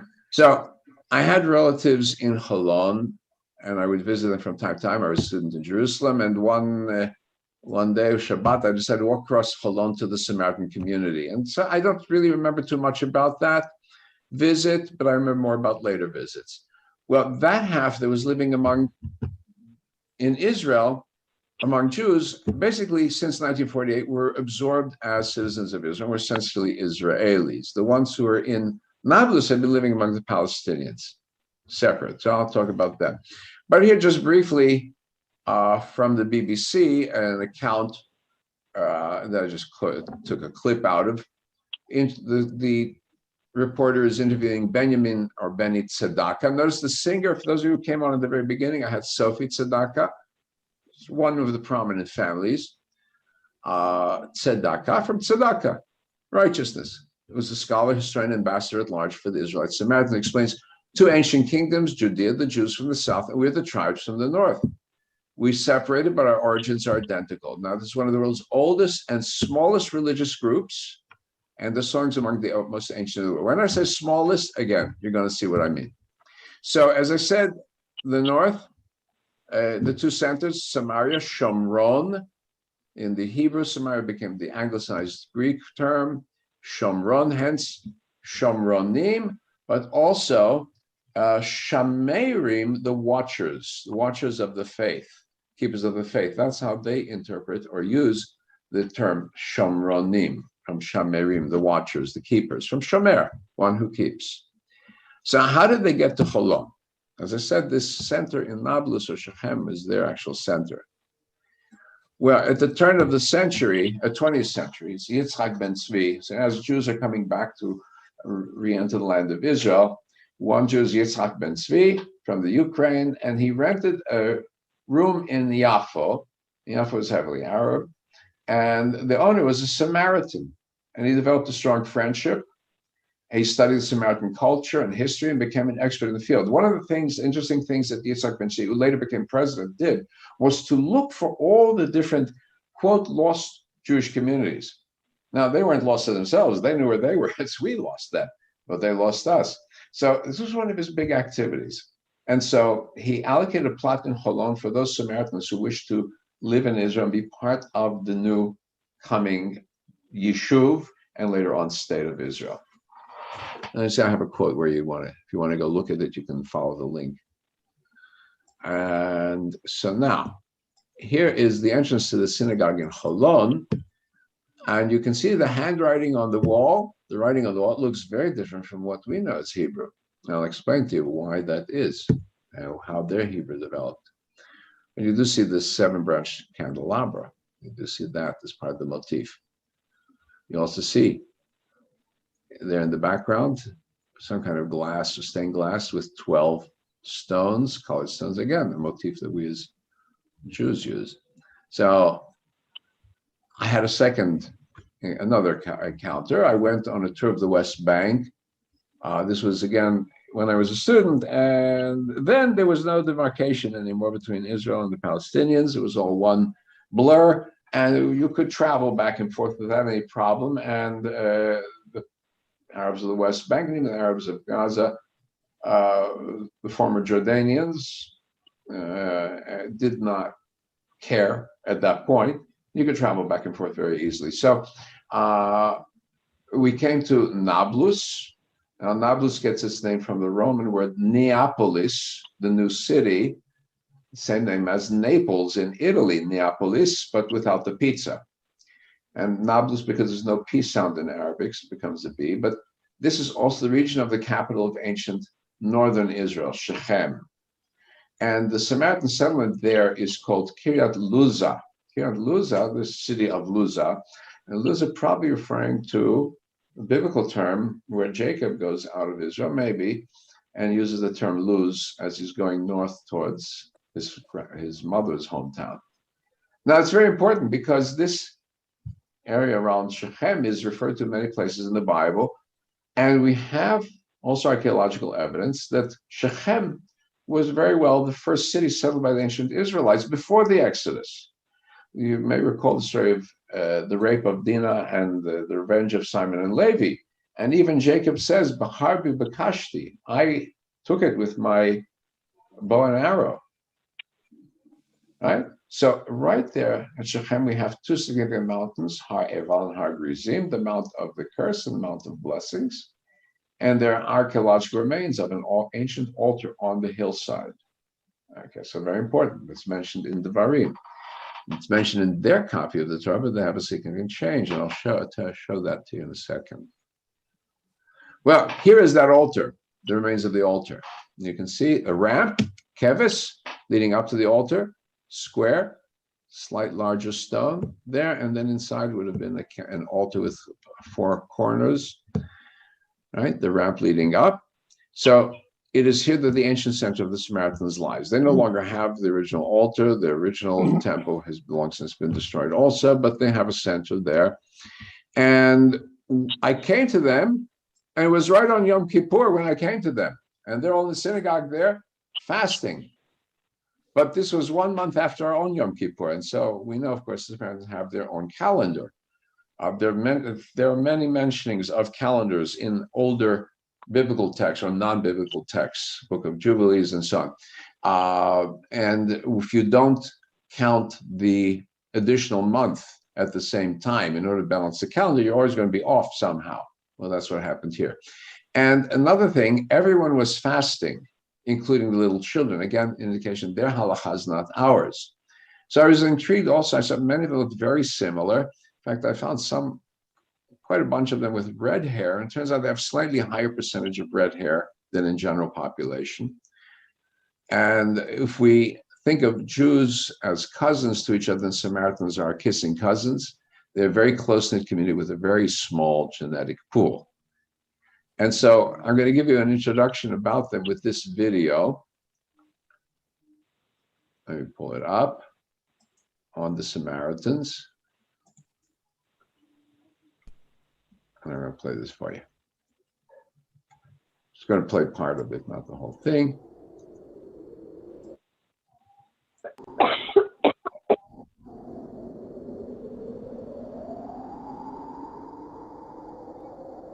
A little dramatic opening, but you can read the text. It tells you a little bit about how the Samaritans refer to themselves.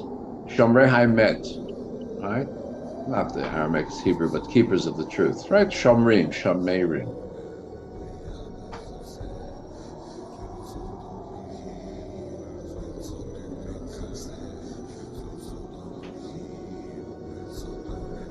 Okay. Basically, the text, it goes into it, but they talk about how they're trying to find wives for themselves outside the community. There's just not many. But here we go.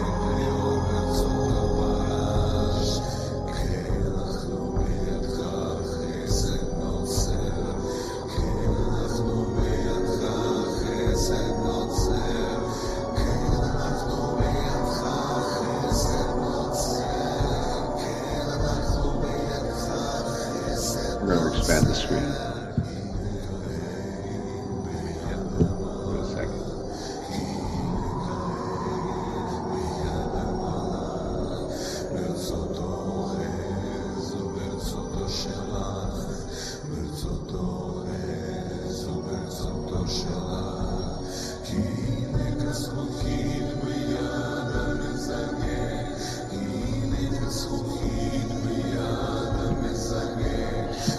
The music doesn't fit them because the music is from the Yom Kippur liturgy of our prayer book, not their liturgy. It's the Kinei Kachomer. אני הכהן הגדול של השומרונים. אתם הראשונים שאני מדבר איתכם. אני היחיד בכל הכהנים. שאני מכהן גדול, מכהן גדול, מכהן גדול, מכהן גדול. אחד משומרונים, והוא רוצה להיות כהנים אסור. רק מכהן בן כהן יהיה כהן.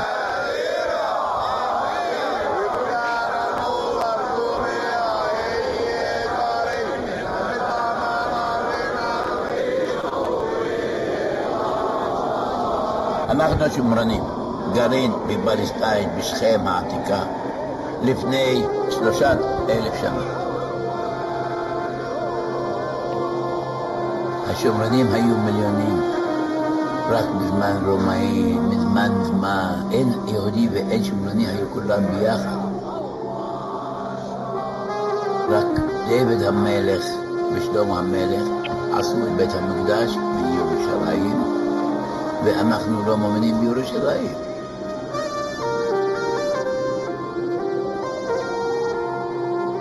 הנה אנחנו הר הברכה, זה הבית המקדש, הנה הוא הר גריזים אצלנו.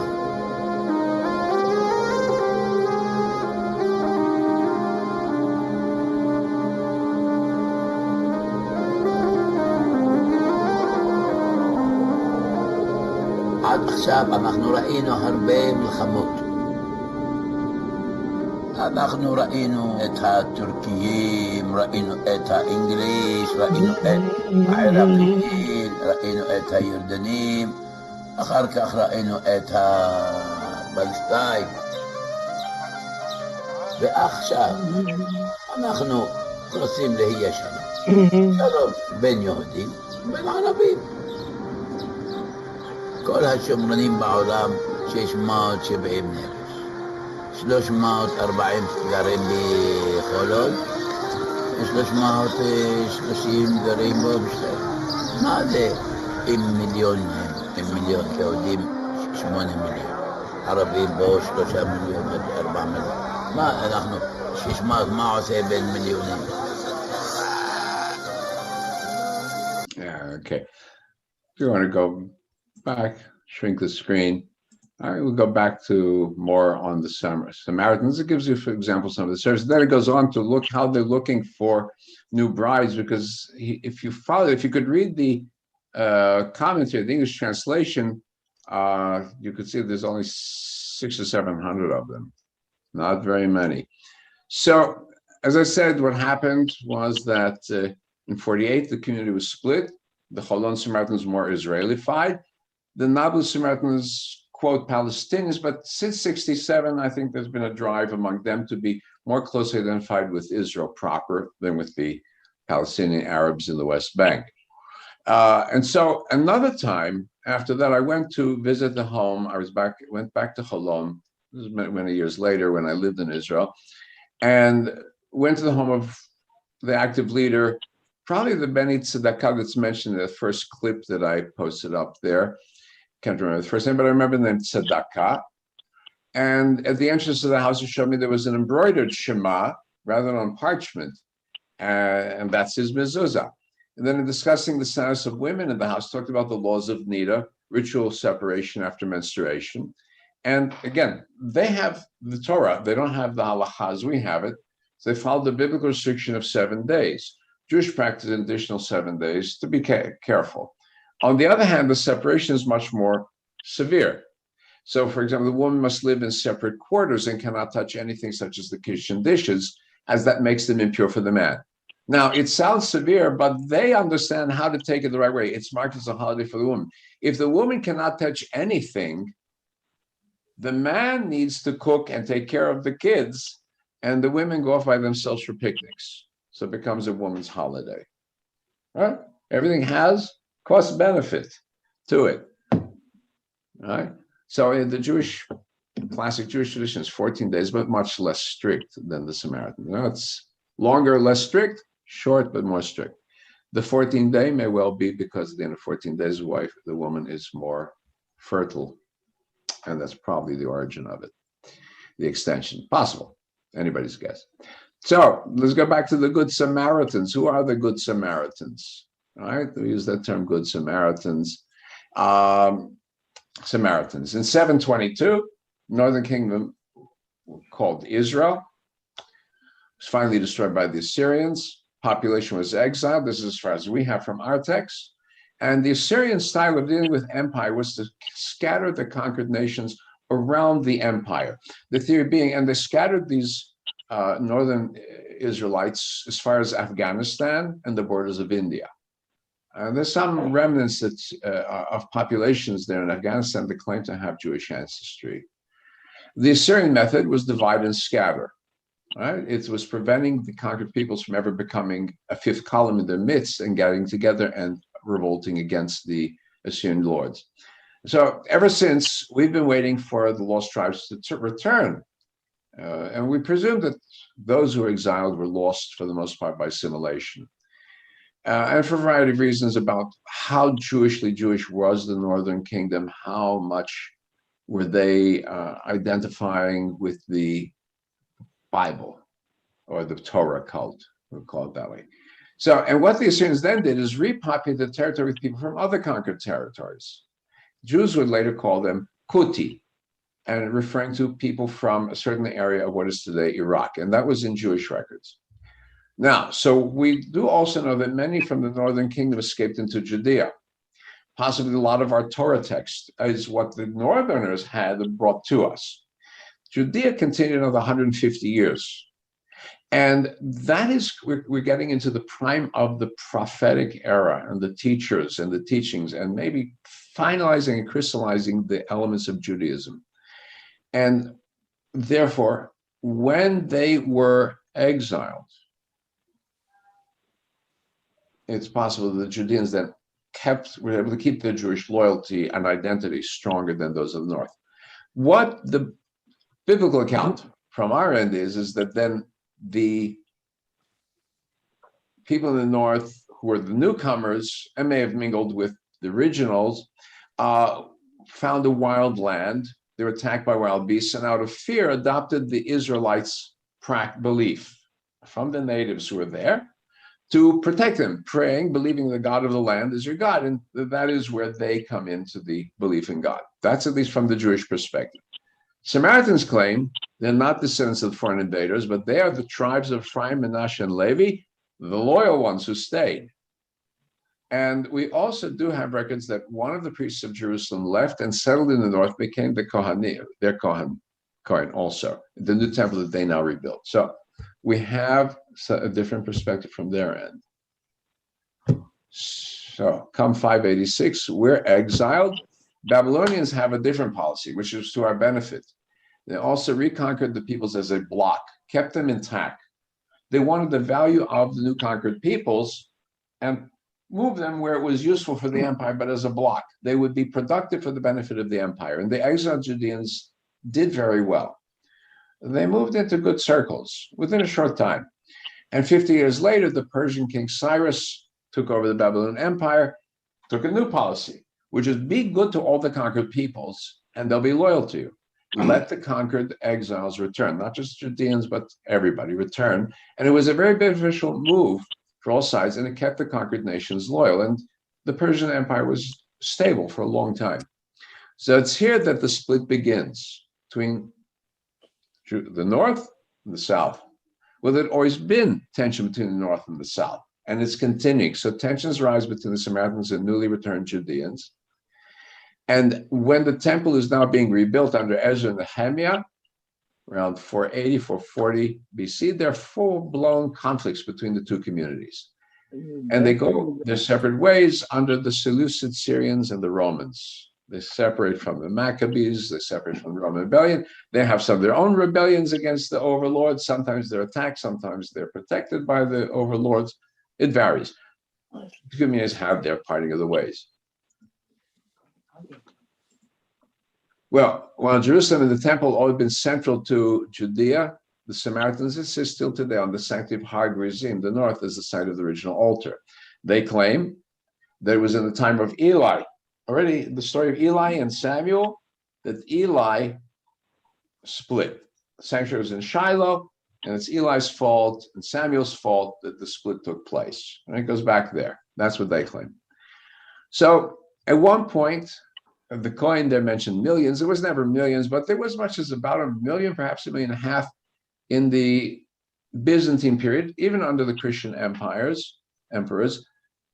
However, right, so they were not exiled in large numbers as the Jews were by the earlier Roman conquerors, but later under the Christian emperors, they decimated the population intentionally, chased out, persecuted the Samaritans, just as they had done to the Jews, and destroyed the Samaritan temple by the 6th century. Right, so the Romans had destroyed ours in the year 70. Theirs was gone by another 500 years later. So while Jews were also heavily persecuted, we had been establishing ourselves heavily throughout the Roman and Persian world. Remember, we had our base in Mesopotamia. And so if things were going downhill in the land of Israel, we could be okay outside. The Samaritans were predominantly there. There were some other Samaritan colonies outside, but the core was there in the land of Israel. And I think that was a strategic problem, because Jews, never in great numbers, still numbered a few millions over the centuries. The Samaritans dwindled to about 100 people at the start of the 20th century, 100 people. And even today, only 700. 100 people, predominantly male also. So they have a problem about brides because they don't want to marry outside the community. We know that. Same as Jews. And so that's one of the problems that they're debating among themselves. So what do we know about their origins? So it's interesting, you know, we carry in our bodies our history. I think we're much more aware of it than any time before. Not so much that they are races, but that there are families of people. And we, using that, we can know where our families have been. So modern DNA says we're amazingly closer to each other, Ashkenazic and Sephardic to Samaritan, than either of us to the Palestinians, who are pretty close runner-up to us also. But it's interesting where it shows in. Mitochondrial DNA, which is from the mother, is no major difference in Samaritans, Jews, or Palestinians, right? So we all share this kind of Middle Eastern, it's like a Mediterranean, Eastern Mediterranean typology. I would cover maybe Greeks, the Turks, the Lebanese, Palestinians, and Jews, right? So we keep that typology. But, so the maternal side would be similar, but the interesting part is in the Y chromosome, which is on the father's side, your father's father's father. And it's the Y chromosomes of Jews and Samaritans are more similar to each other than either is to the Palestinians. Striking similarity to the specific Y chromosome most often associated with Jewish men. So there are slight variants because you have such a small gene pool, they'll inevitably have variants, you can trace a common ancestry within the last few thousand years. And so they argued that the Samaritans were not so much the foreigners imported in as really the bulk of Jews that had, or Israelites had remained, and maybe some foreigners brought in. And that indeed that they really represent the core. And they may have taken non-Jewish wives, which may have been from those imported residents of the Assyrian Empire. And that might explain the female side. But the Jews and Samaritans share ancestry 2,500 years ago. So you can see the core source, if you're curious, in 23andMe, blog 23andMe. Kissing cousins. So, distinguishing features of the Samaritans. You look at their Sefer Torah. Notice you've seen the Iranian Sfarim, right? A metal case, a hard case. Theirs, if you look at it carefully, you see it's built up in. It's like the Sephardic case is two halves. What they've done is make it into thirds, so it opens up. So the middle section is also encased, but the same. And the ribonim, right? The decorations on the top, similar. The pomegranates on the top. Okay, and you can see the Hagba Galila, the Kohen Gadol there, lifting up the Sefer Torah. And interestingly, he's got a talit with blue stripes. Again, I don't know what their custom is. One of the references is that they consider the tzitzit to be tassels on the white robe itself. They interpret it a little differently from ours. Again, they have the right to their interpretation. But again, picking up the Torah to show to everyone, right? Hard to know which of these are going back to 2,500 years ago. Which of these are going back? Because Jews and Samaritans, at some point or other, shared a lot of things as they developed. So the Torah text they have, very similar. There are some variants. There are always going to be variants. They're mostly vowel changes, somewhere here and there in their Torah, a word change here and there. The big change is in the sanctity of Gerizim, their center. Now, in our text of the Torah, we have no reference to a particular town where the sanctuary is supposed to be. We talk about that place, but it's not defined in our text of the Torah. We have a vague reference to Abraham going to Har HaMoriah, and it's interpreted as Jerusalem, but there's no direct reference. In the Samaritan version, we have this, it's an appendix to the Ten Commandments. And when you have the Ten Commandments and you have an appendix, you know that's a later edit. One of the scribes wants you to know why. And here's the wording. When you come into the land of Canaan, you write on the stones all the words of this law. Now that we know is in Devarim, but not in Exodus. And it comes for you that you cross the Jordan, raise these stones in Mount Gerizim, and you build there an altar on Gerizim. The mountain across the Jordan indicates where it is before Gilgal, Galgal. Notice some differences in the phrasing, Galgal instead of Gilgal. It says Alvin Mara, but I realize the va and the wa is the same, so it's really Alon Moreh, which is referenced there, and before Sechem, Shechem. Also in Dvarim, where we talk about the curse and the blessing being placed on the mountains, and the way they word it is that the blessing is on Gerizim and not on Ebal. And so there is an assumption here that their Torah has variants, but we have a common text going back very far. We can't necessarily say that their text goes back to the destruction of the northern king. We can't say that, but certainly as our texts are being written, they're sharing with us somewhere in the writing and editing that is for them, from their perspective. Now, another thing very important is that their Hebrew writing that they use is similar in many ways to the Hebrew that was in what we call the early Phoenician style of Hebrew, which the earlier texts of Torah written, and Jews continue using that to some extent still down to the Second Temple days. And we find them, for example, our Kochba coins, they use this alphabet. But when Ezra and Nehemiah come back from Babylonia, they're using a script that the Jews began to use, influenced by Aramaic, which is also a variation on the early Canaanite Hebrew.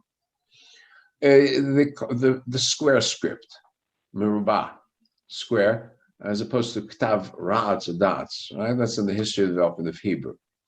And that becomes the standard script used by Jews. And so when they're writing the Torah, they want to use that script. They felt they could keep it distinct. They also, I think, wanted to separate themselves from the usage of the Samaritans. And so also, even the Samaritan script is not the same as the original Hebrew alphabet either. It's also evolved. And so if you just take a look at the letter Aleph on the chart, you've got Old Hebrew Aleph. It's off to the left side. And if you look at it, it's a sideways A, letter A. That's the connection with the letter Aleph and A. When it got to the Greeks, they flipped it on its top and it became an A. You just flip it on the side, you'll recognize it. When you come to Hebrew, modern written Hebrew script, we just separated the line across and you got a curve and a line.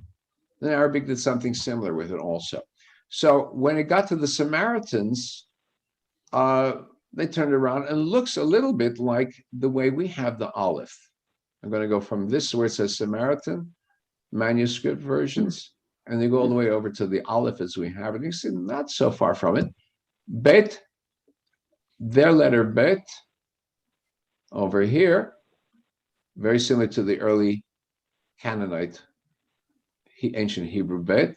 They've preserved it. Ours merely opened up. So you can just get a sense of how the two scripts diverged.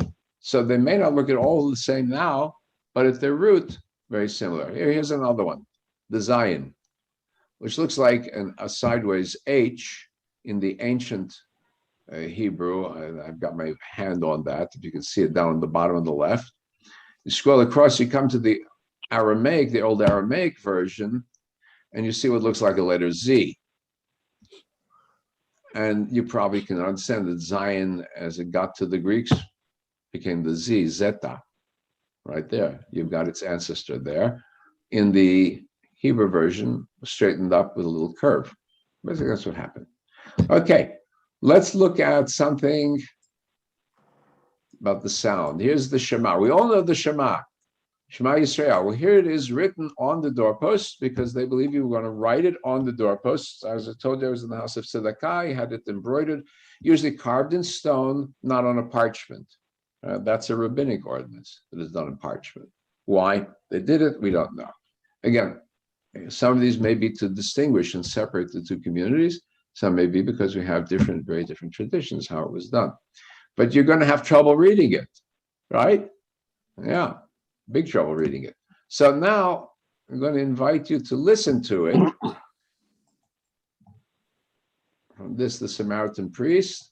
And I'm going to put it online. Shema. What the meaning Shema? Hold on, let me get it enlarged. There we go. Notice he said, this is the Shema. The pronunciation, very different. And if you want, listen to this, how they say God's name.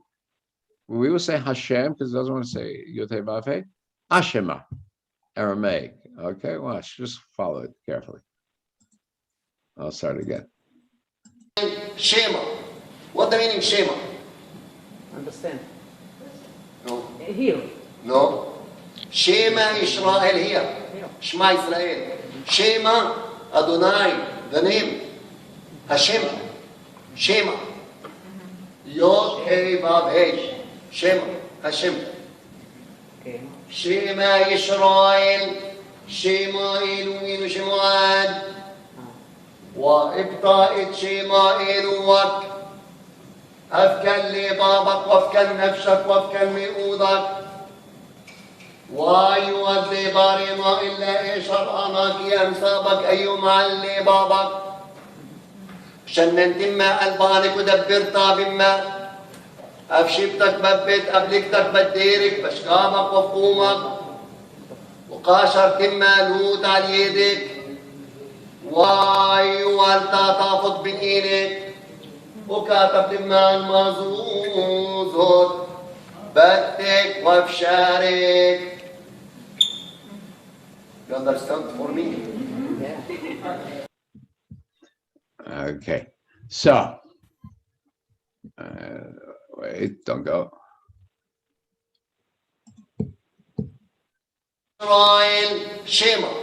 What the meaning Shema? Okay, so if you notice, it says Shema instead of Shema, the accent on the beginning syllable, and the again, ayin in original Hebrew, Jewish Hebrew, as opposed to Israelite Hebrew, is a heavy ayin. Not among the Samaritans. Other thing that disappears is the letter het. Again, more like these are variant pronunciations the Talmud recognizes also, that people from Haifa and Bet Shan towards the north could not pronounce het. And they couldn't pronounce the ayin, didn't distinguish it. The other thing is the lecha, lak. Again, it's a variant, a northern variant. The end of the pronunciation, that end vowel sound drops. It comes from a soft to a hard, and that's also, and then tzadi, sadi, right? If you figure those variations and you know your text, then you all of a sudden start to understand. So they say Shema, Shema, because you don't read God's name. So Shema, listen, Shema, Hashem, and Aramaic, the at the end means instead of the hey at the beginning. Okay, there we got it. A little bit more about them. Key beliefs, key principles, right? Very similar to Jews, one God, Yud He Vav He, the same name, as recognized by the prophets, the unity of God, the unity of Creator, absolute unity, cause of causes, fills the entire world, right? This is common monotheistic principle. I'm sure they're very much aware of what the prophets wrote. They're very much aware of what the rabbis taught. They're very much aware of Muslim philosophers, I'm sure. And so that comes into their own thinking. And they're very, I'm sure they're very aware of all these and adopt these general principles. The Torah now is the only holy book. They don't have any other holy book in that sense. They don't have a Bible. They have only the Torah given by God to Moses. They do have a book of Joshua, similar in some ways to our book of Joshua, but that's it.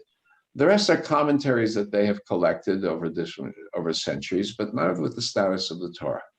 So they don't have the prophets as we have it. They don't have the writings. They certainly don't have Psalms and Proverbs because they don't believe in the authority of David and Solomon.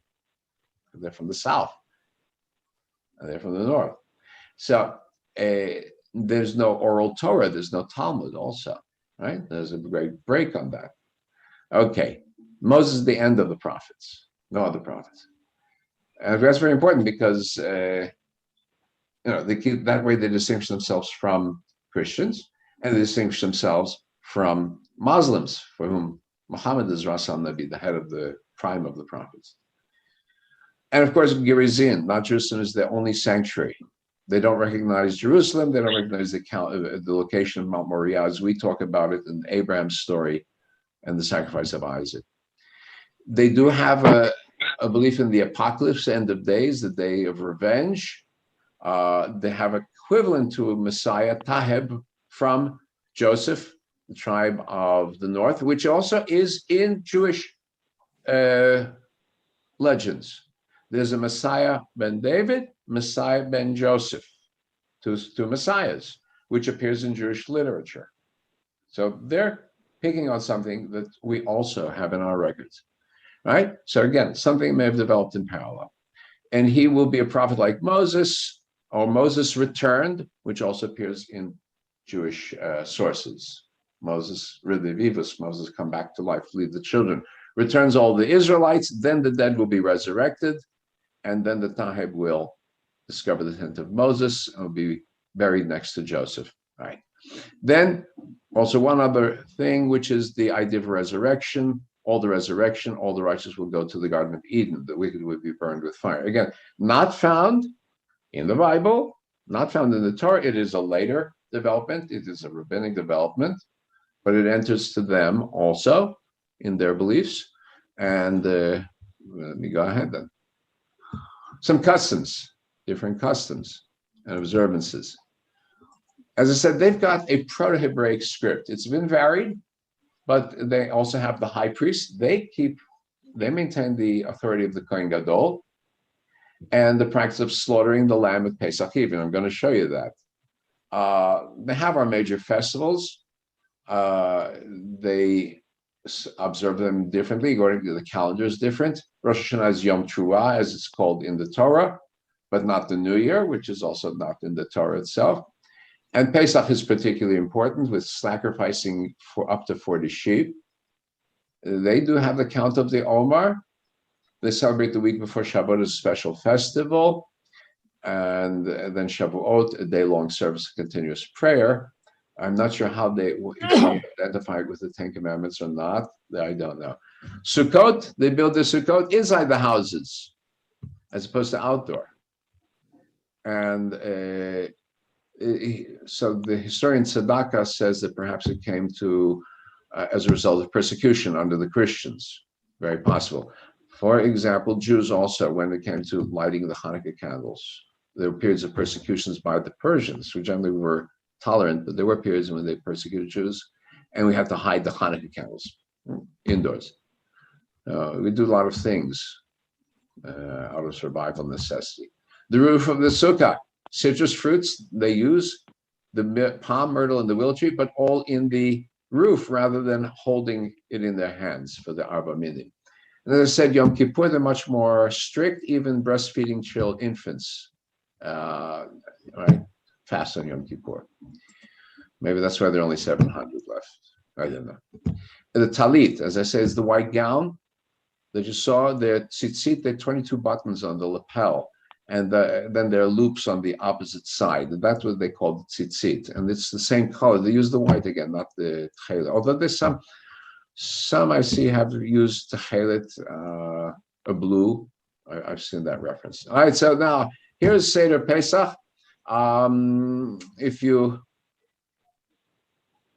Before there were such things as refrigerators, this is how you got your dinner. Just keep that in mind when you see it. And I'm going to enlarge the screen for us. Also, give me a second on this one.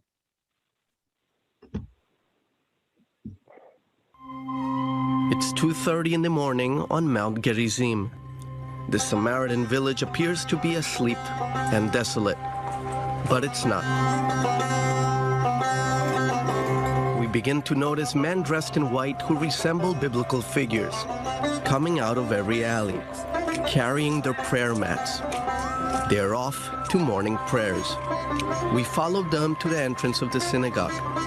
From outside, we can hear the devotional prayers,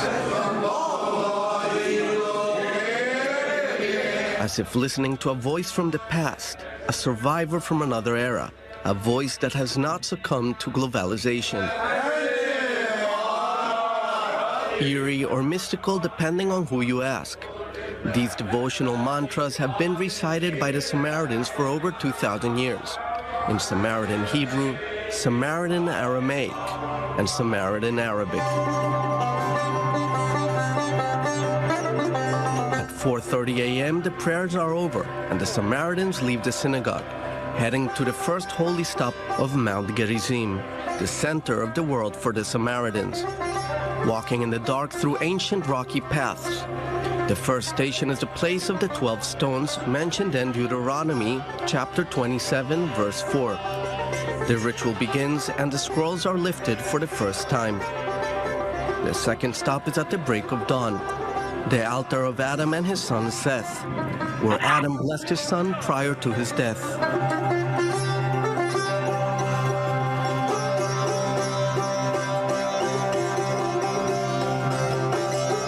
As morning breaks, the Samaritans head to the site of the everlasting hill, mentioned in Deuteronomy chapter 33, verse 15. The sparkling of the Torah scrolls to the rays of the sun at sunrise was a pastoral view of the mountains in the background. This is the site where, according to Samaritan belief, Abraham saw the ram in the thicket when he was about to sacrifice his son Isaac. God will provide. Genesis chapter 28, verse 8. Next stop is the site of the altar of Isaac, the equivalent of Mount Moriah for the Jews. The Samaritans then continued to the altar of Noah. For the Samaritans, Mount Gerizim was the resting place of Noah's Ark, and not Mount Ararat, the widely accepted belief by Christians.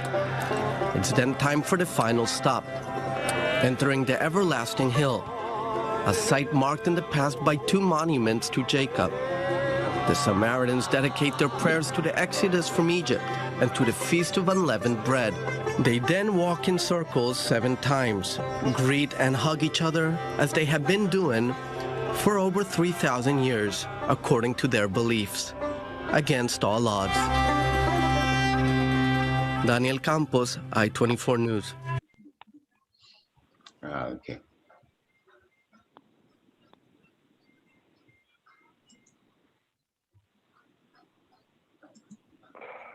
All right. So, hold on. Okay. 1 second. Let me stop this. There we go. All right. I didn't actually do the Seder, which they do quite literally, sacrificing the lamb, putting the blood on the ground, baking it in the earth on coals, and then eating it on the spot, which we stopped doing a long time ago. Maybe it's just as good they didn't have that in there because nobody wants to go to the butcher shop when the butcher is butchering the meat. And I'm going to wrap up here, and then I'm going to give us some music, some loving music from the Samaritans. Are they Jews or are they not Jews? How do we relate to them? Well, there's what we call Masechtot Tanur, which are small tractates. They're part of the Talmud, but they're never really studied as such. There's not much commentary on them. But from the Talmudic period, and this one's called Masechet Kutim, the tractate of the Kutim, as I say, Samaritans. Now, this word Kutim, when you're studying Talmud, you come across the word Kutim, that doesn't mean Samaritans. There it means Christians, and so there's the Christian censors forced the Jews to write Kuti, Samaritan, instead of Min for the heretics, because that was about Christians. Just so you know, when you're studying Talmud, that confuses things. But this one is about real Samaritans. So notice it opens up and says the Samaritans in some ways resemble Gentiles, in some ways resemble Israel, but in the majority they resemble Israel, right? Then it gives a list of things which one may or may not do in terms of their status, whether they be considered pagans in one sense or Israel in another sense. Finally, they ask the question, well, why are Samaritans forbidden to enter the Jewish community? Because they've become mixed up with the priests of the high places. In other words, they accuse them of having been influenced by the original pagan priests way back when, that the ancient Israelites never were eliminated. And then Rabbi Ishmael says they were originally genuine proselytes. No, the answer to the Samaritans truly were true proselytes, but then why are they forgiven? Because of the illegitimate females. They married in with the foreigners that were brought in, and they never were properly converted, right? And that's number one. So we have a question about their maternal ancestry. And number two, they do not perform the Levirate duty to a married woman, right? When the brother dies and leaves the second, has no children, the next brother is supposed to take the wife. What? Yeah.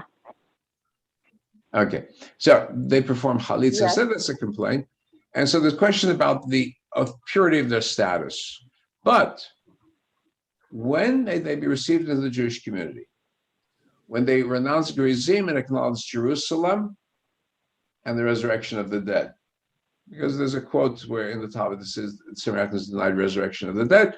But if you notice, they do have that as one of their principles today. So that would be removed. The problem is Gerizim and Jerusalem. That's the only demarcation. From then onwards, one who robs a Samaritan is like one who robs an Israelite, right? In other words, they are the same as us So in it's on all this regards year? when they accept This Jerusalem. year? Okay, I will. Okay. Bye. So now for a finale, a little musical finale, we're going to wrap up. I've got some. Let's go ahead here. So we can hear. Go ahead, one more.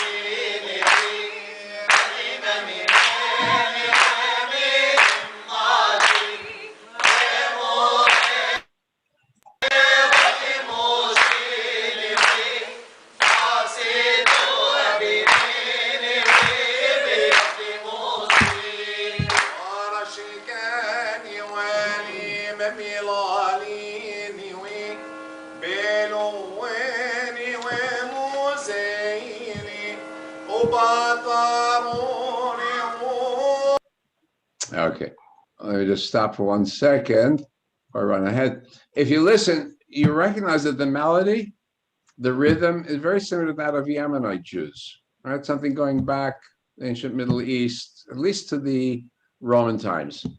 There was strong influence in that. Now, some music productions. This Sophie Tzedakah, I assume she's related to Benjamin Tzedakah. I'm not sure what the connection is. It's a fusion of Israeli and original music, we'll call it. And so let's go ahead and where am I? Let it go.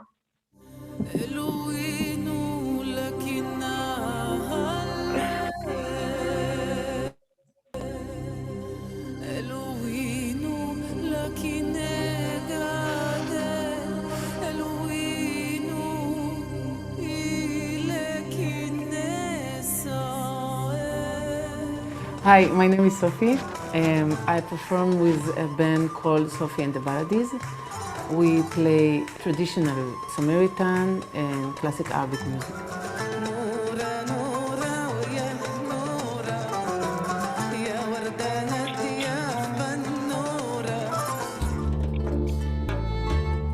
I grew up on this music. My parents heard Arabic music all the time.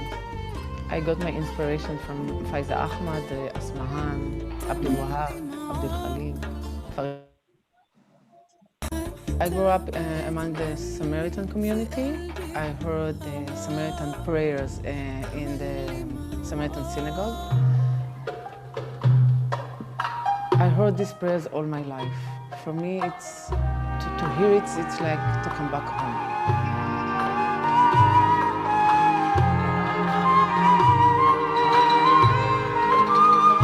Beside me is four musicians, oud, kanun, percussion, and flute. And we perform in festival, ethnic music, Mediterranean festival music. Music talks all the languages, and open hearts, and make people close to each other.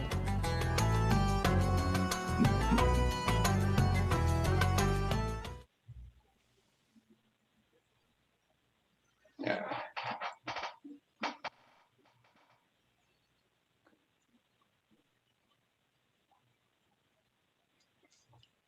Ahead to the next selection. Here's one of her a traditional song, but done, as I say, this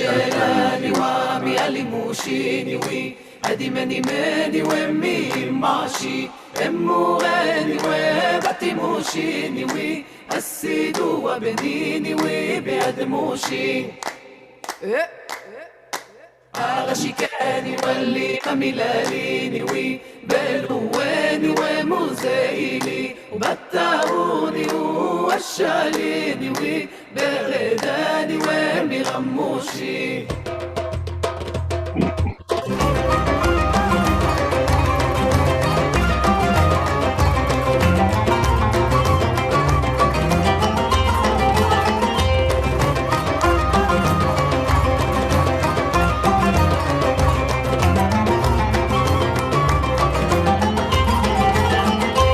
الشيلاني وميالي بوشيني وي هدي مني مني ومي ماشي امواني وبتي موشيني وي السيدو وبنيني وي بيد موشي عاشقاني واللي مملاليني وي بلواني ومزايلي بتعوني ووشاليني وي بغداني ومغموشي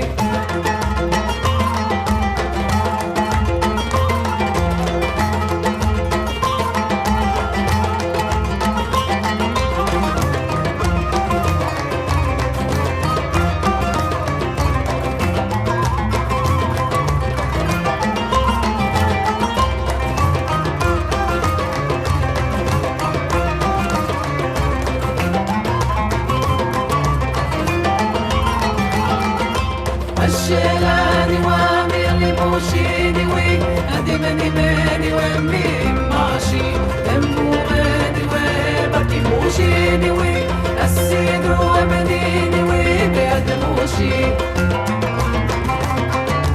أغشكاني واللي مميلاني وي بلواني وموزيلي وبتعوني ووشاليني وي بغداني وامي غموشي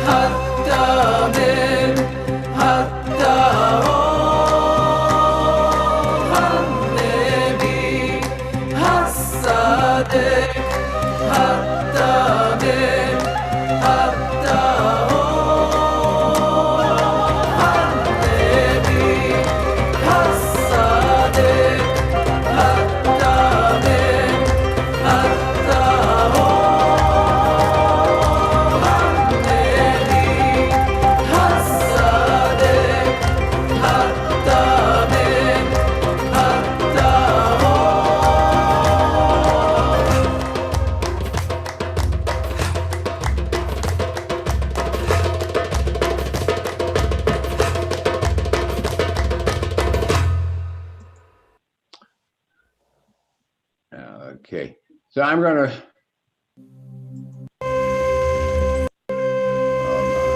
wrap it here for us because I've got one other selection, but it's going to take too long.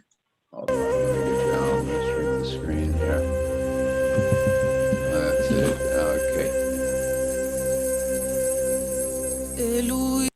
Okay. I'm gonna stop it at this point because it goes. I've got several other selections, but it's going to go on too long. I think you get a sense here. You know, maybe this is a way to bridge between Jews and the Samaritans who have been in the land without interruption as Israelites, part of the same tradition and heritage, and maybe helping us in merging back in to our historic center in the shared traditions. So how it will happen of them, they're not very many. Certainly, well, they've gone up from 100 to 700. Quite possibly, many of them will just blend in with modern Israelis and be indistinguishable. We don't know. Next week, we're going to look at the Karaites. Again, a community who are Jews, essentially Jews, historically Jews in all sense of the word, except that they rejected the rabbinic tradition and in that sense split off from us. So we're going to look at them. All right. So everybody, Shabbat Shalom. Shabbat Shalom. Okay. And have a great day. Shabbat